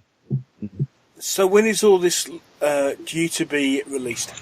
We're aiming for around the 20th of August. It's with the printers at the moment. We're just going through the final proofreading at the moment. So within a couple of days, we're going to give the final nod to the printer, and then we're ready to go. We've got a time scale of about 2 to 3 weeks to get the first of the rule books out. So a general release date somewhere around the 20th of August. And is this just generally going to be available from Otherworld, or are you planning on distributing it to other people? Or initially it'll be available just from us, but we do have a small network of wholesalers and distributors, and it'll be available to them as well. So if they choose to buy it from us, then yes, you'll be able to get it from other retailers.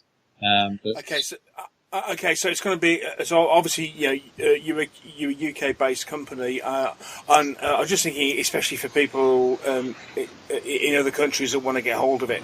I mean, do you have a international distribution, or? We use Warpath Games in the States for our distribution, and we also have sort of 5 or 6 retailers in the States. A similar sort of number across Europe and a few in the UK as well. We've never really gone to great efforts to encourage other companies to buy our products wholesale. But when they've come to us asking to sell the products, then we've set up accounts for them. So what I would say, though, is if you have a local game shop who you think might be interested in stocking our products, then tell them to get in touch, and we'll do what we can to get our rules and our figures on their shelves. Yeah. I mean, one thing that does seem to be the case, I mean, especially more so these days, when people are used to a kind of a one-stop shop sort of trading point as far as their gaming and their miniature collections are concerned, hopefully we'll end up in a situation here where obviously people will buy the skirmish rules and then say, okay, great, okay, we can now get automatically then have a readily available source of figures. And so hopefully it'll be a situation where the sale of the rules will help drive your miniature sales. That's what we're hoping, yes. So what's the plans after the rules come out? Are you going to be looking to increase the ranges, or are you going to be moving down the idea of producing sort of campaign guides or little scenario packs? Well, we would definitely like to produce an expansion set to the rules, and we're not 100% certain what that's going to consist of at the moment. Most of the monsters that we've included in the main set of rules are dungeon monsters, and we have quite an extensive range of wilderness monsters as well, and we'd like to extend the rules to include those, also possibly have some special rules for combat outdoors rather than in a dungeon. It would be great to add some more magic items, some more equipment, extra monsters, that sort of thing. So yes, we've got plans to expand the rules, and also we would quite like to give people a chance to play it and make suggestions about what they'd like to see too. We're more than happy to take feedback from the people who are playing. Yeah, no, that sounds good. It sounds like you're going to have a bright future with this. Well, I hope so. We've had a lot of fun with it already, and I think our customers are going to enjoy it as well. One of the things that's very important to me, as you probably heard earlier on, is to get people sitting around the table with their mates, having a laugh, and this is an ideal way to do it. Obviously, we've got a website and we've got a Facebook page, and we'll be at Crisis and Games Expo and Salute and Hammerhead.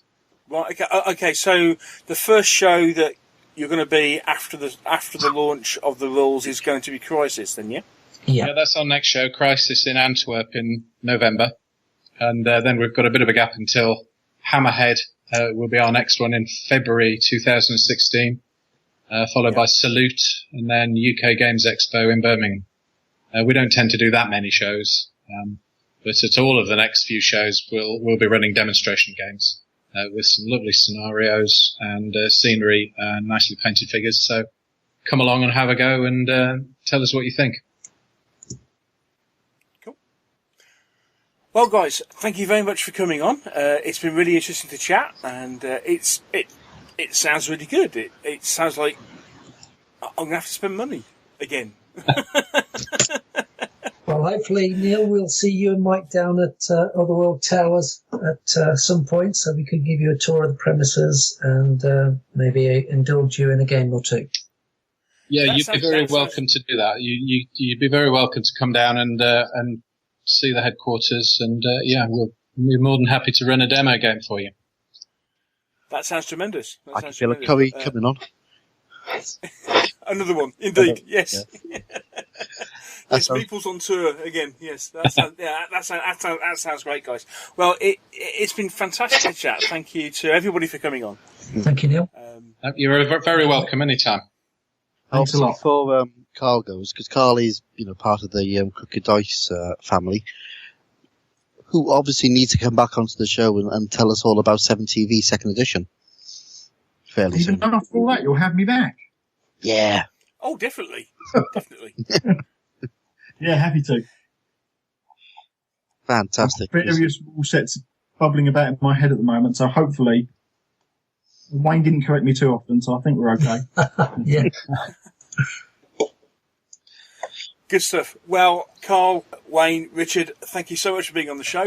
We look forward to getting hold of Otherworld really soon. And yeah, as I say, it looks to be a fantastic set of rules for fantasy gaming. So yeah, many hours of enjoyment ahead by the sound of things. Yeah, and don't forget, the Otherworlds do have their own website at Otherworld Miniatures, or one word, .co.uk. We've got the forum on there. When this comes, you can follow us on Facebook. Yeah, but on Twitter. You need to get on Twitter, guys.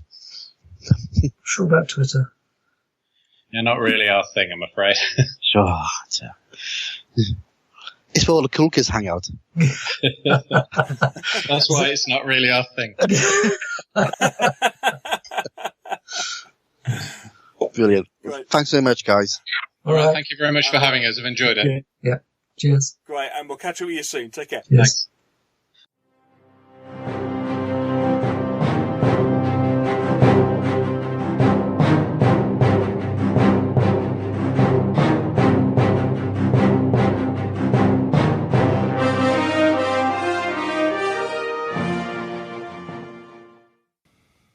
Well, many thanks to Richard, Wayne, and Karl for coming on the show, and I hope you enjoyed the chat and you found it useful. Do sound an intriguing set of rules. I said as I was going through, kind of thinking, "Ooh, these look interesting." Yeah, they are good. They remind me of. Did you ever play Baldur's Gate, the computer game? I did, yes, back in the day. Yeah, I was going to say you must have, because everybody who played D&D back in the 80s and 90s played Baldur's Gate. Oh yes, Baldur's Gate. Yes. Yeah. The game reminds me of Baldur's Gate. It's almost like your war game, that particular computer game. Yeah. Because you've got the whole, you build up your band, so you're not just role playing one character. You've got to play the whole band, and it just brings that sort of feel back to me. Going the whole way through it, I had things like Song of Blade and Heroes in the back of my mind because that's kind of the closest thing we've got to it. Yeah. From what we've played, and I'm kind of doing a kind of comparison between the two, and which is probably a little bit unfair because actually they are, mechanics wise and stuff, they are quite different. Yeah, I mean they're in the same sort of arena, but they're different. Same genre. Yeah, but they are completely different animals. Yeah, yeah. But it does mean. I mean, it's one of those things where, when you've got a handful of fantasy figures and some monsters, you can play lots of different games, and that's great because Songs of Blades and Heroes. There's so much work gone into that, and there's so many different sort of supplements and so many ways you can take that game. It is a good mechanic. Yeah. And then we got this one, which I'm really hoping this goes well. As I say, it looks really great. It's got some great artwork in it. It's got some fantastic photos. Yeah. Really, it does look really, really nice. They made a really good job of it. It is a really good set of rules. As you say, it's this thing where they have actually gone back and gone, right, okay, thinking back to how we used to do dungeon crawls back in the day and, how we would want to play if we were still, 17, 18, playing a dungeon crawl set of rules, but it wasn't RPG. It was something a little bit more, Yeah, it's a real nostalgia trip. But at its heart, it's got a good pedigree. I mean, the 7TV rules for Crooked Dice, they're a really good, strong set of rules. They are, yeah. And there are set of rules which do get overlooked quite a bit. The mechanic in there is really, really good. Like I say, I really hope this is going to fly for them because they got nice plans for it as well. Mm-hmm. I mean, since we had the interview, because it was about It was almost exactly 4 weeks ago. Yeah. yeah, it was 5 minutes ago and about 4 weeks before that. Yeah. I have found out a bit more information because there's a few things that I wanted to raise in the interview which I kind of forgot. That's unlike you. But then, because we recorded it about a month ago, I'm not sure whether I did raise these, but we'll find out. They will be bringing out rules for mounted characters. Because that's... oh, okay. Yeah, so that's going to be good. Because I got some of their pig-faced orcs on boars. So yeah, they're going to be doing those. I think what they've done with with the rules is they've done it as a dungeon crawl. So as I said, there's no real need for mounted characters outside, but they are going to be doing later supplements, should we say. So more supplements coming out, which will, as I said, there's going to be a campaign system. They're going to cover more of the outdoor themes and outdoor adventures and all that sort of stuff. So it looks like they are going to be progressing these rules. So it's not just going to be a case of there's the rules and now we're going to do nothing else with them. The other thing as well, which I was getting a bit confused about, because when you put your warbands together, like I say, they got the rules for these legends and these companions. Yeah. But they're all sort of humanoid characters. And I sort of thought, well, what happens if you wanted to have like a dwarf faction? Because you can build your factions in lots of different ways. You can do it by using these legends, using these companions, and you can have as many of those as you want because they all have a point system. Yeah. And they got like sort of specific stats associated with each different sort of, should we say, type of legend. Or you can just do a faction based on one of the races. So you could, for example, I could do a pig-faced orc faction, and I could take 6 or 7 of them, and then one of them could become a leader, another one could become a magic user, and you could do that as a faction. But what they said is the stats that they've done for the legends and companions are currently going to be usable for the different races. So if you wanted to have an elf magic user as your legend, as your leader of your band, you can do that. Just use the same stats and just use an elf figure. Right, but basically it's effectively it's a human magic user. You're just using an elf figure. Yeah, pretty much. Yeah. Okay. Yeah. Now I think they might be looking at sort of statting up about different, basically extending that out again. Yeah.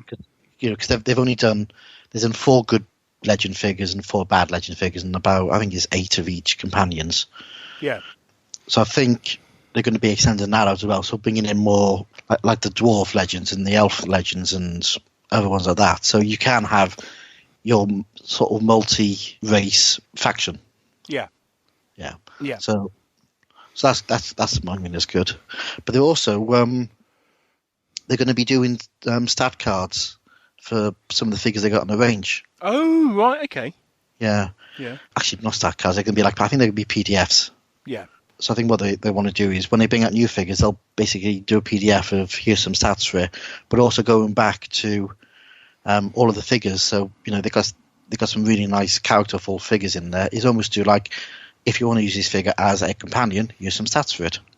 So again, you can really match your figures to sort of pre-written companions, or you can just use the toolbox method and just make your own up. Yeah. Oh, that's really cool, because I must admit, I was on their website at the weekend looking through their stuff, kind of going, oh, these are really nice. No, that's really nice. Yeah. Yeah. And the other thing I did notice, because I raised this during the interview, was having box sets, because they've got this little campaign in the book, so it's free link scenarios. Yeah. I sort of said, you're going to have boxes for the pre-generated warbands you got on those 3 scenarios, and they went, yeah, we'll do that, and they have. They have, yes. Yeah, and they're on the site, and it's great because it starts off nice and small. I've just ordered the Dungeon Denizen faction pack, because I'm weak. Which is great because you got a bunch of sort of monsters, which are going to be great for using as wandering monsters in later scenarios. Yeah. So you've got giant rats in there and rust monsters and hobgoblins and all sorts of things. So it's a nice little pack that sort out my needs for wandering monsters. Cool. and they've done all 6 of those. So that's really good. So yeah, give them the due. Looks like they're getting ready for this. So yeah, I'd say especially with the case of if they're producing here's a box set to play the scenario. So that just means that people can get into it even if they have no fantasy figures at all. Yeah, which is that's a really good idea.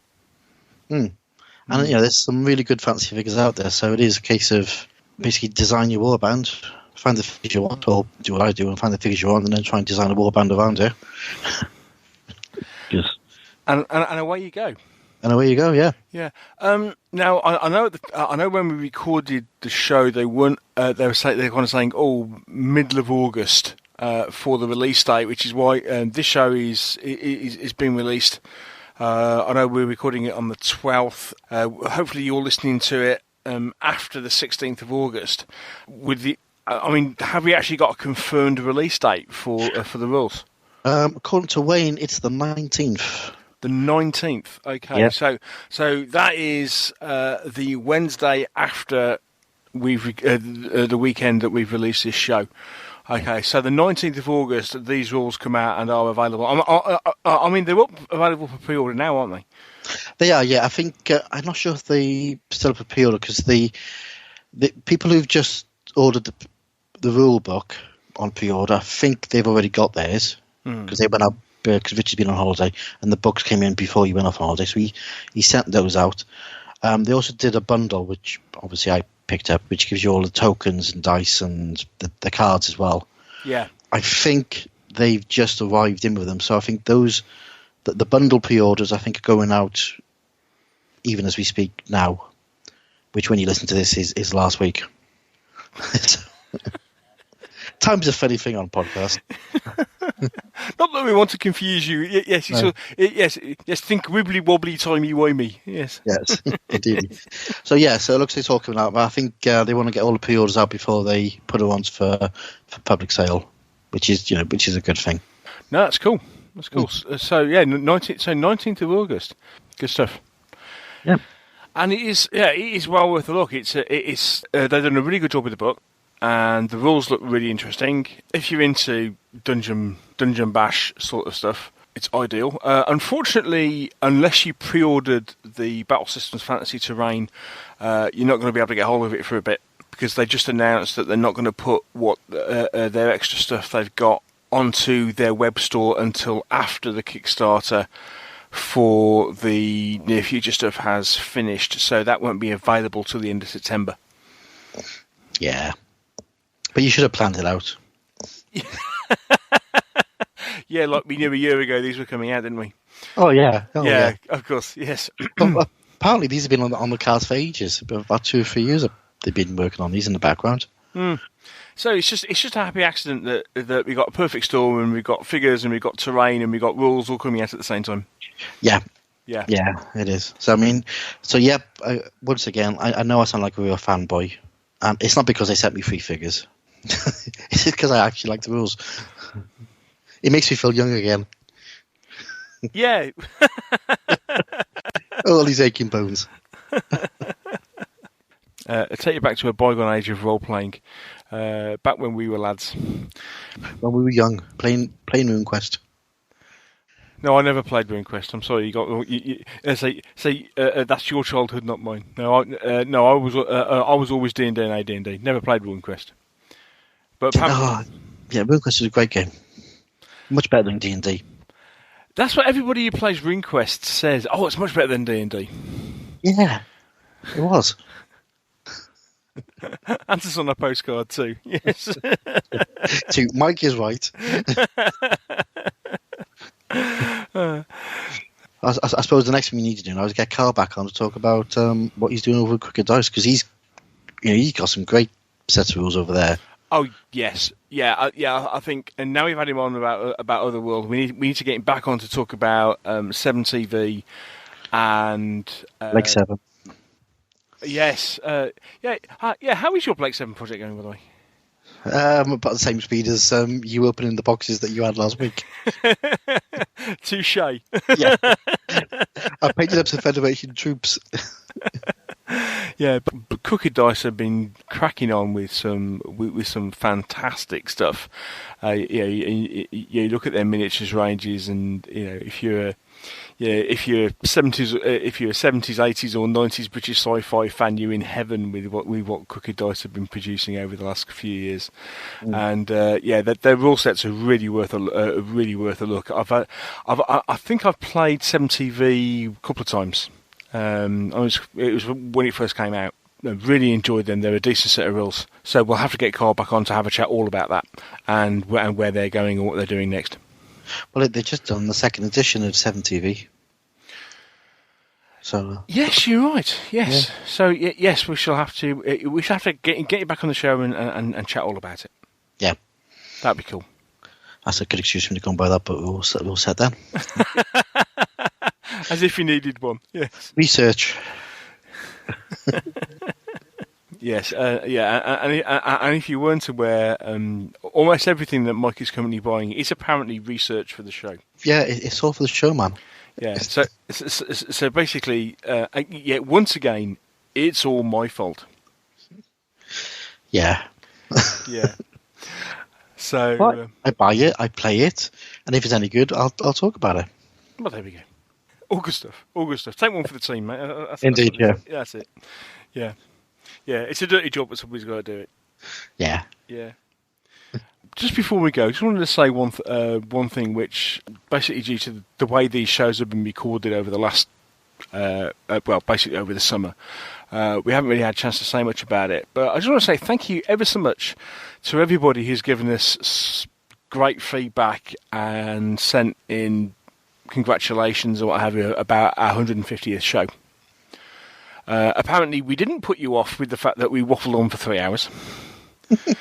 And many of you came back and said you really enjoyed the show, and it's had it's had a couple of thousand downloads, and it's been, so thank you to everybody who's contacted, and so just in case I missed actually kind of replying in person to people, I just want to say a general shout out to say thank you ever so much.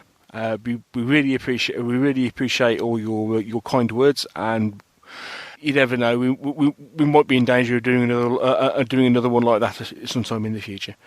We got some great questions there that we haven't actually looked at. I mean, potentially, we did say we'd have to do another show where we answered all the "what do you think of the industry" and the way the industry is going sort of questions.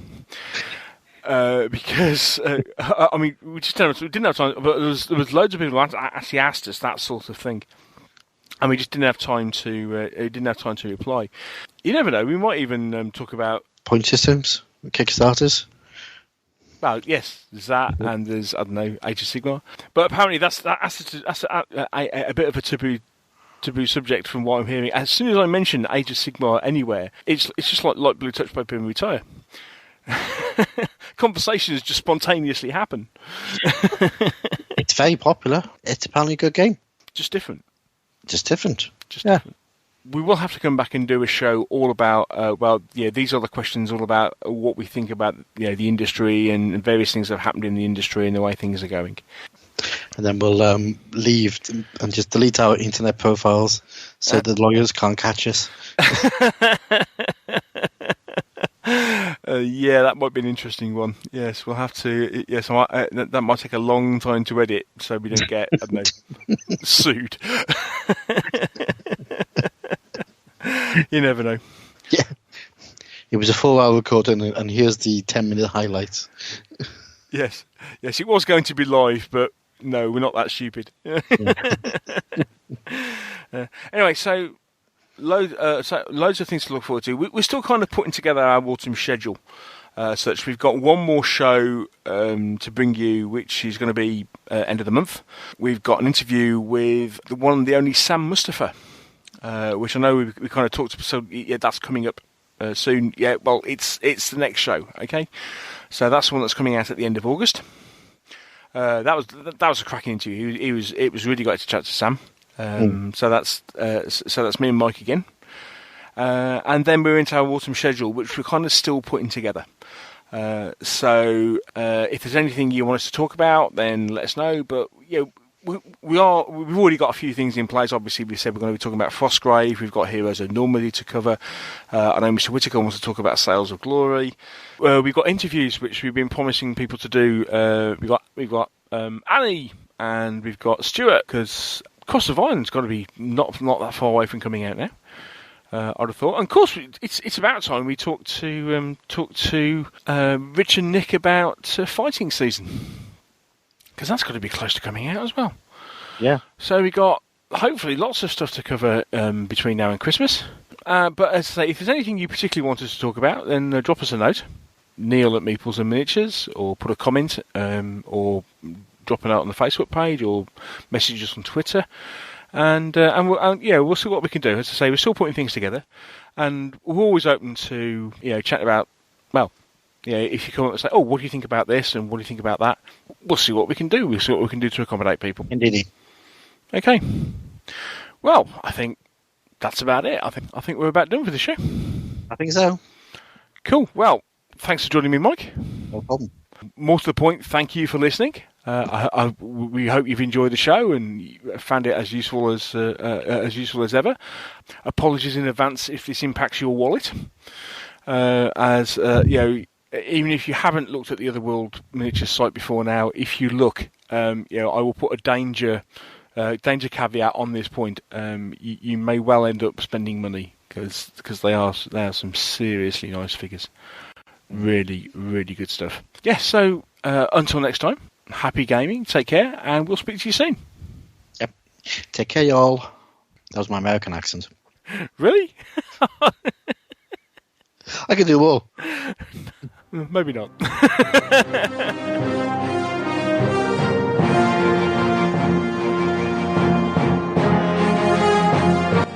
Thank you for listening to the Meeples and Miniatures podcast. If you want to know more about Meeples and Miniatures, there are several things you can do. First of all, you can visit the website at www.meeplesandminiatures.co.uk. If you want to contact the show at all, you can email me at neil@meeplesandminiatures.co.uk. You can follow the show on Twitter. Simply look for M&M Podcast, or click the follow us on Twitter button from the website. We also have a group on Facebook. That's the Meeples and Miniatures Podcast Fan Club. Again, follow the link from the website. And finally, if you want to help to support the show, you can always donate to the podcast by clicking the PayPal button on the donate page, again found on the website. Once again, thank you for listening. I hope you've really enjoyed the show. Take care, and I'll speak to you soon.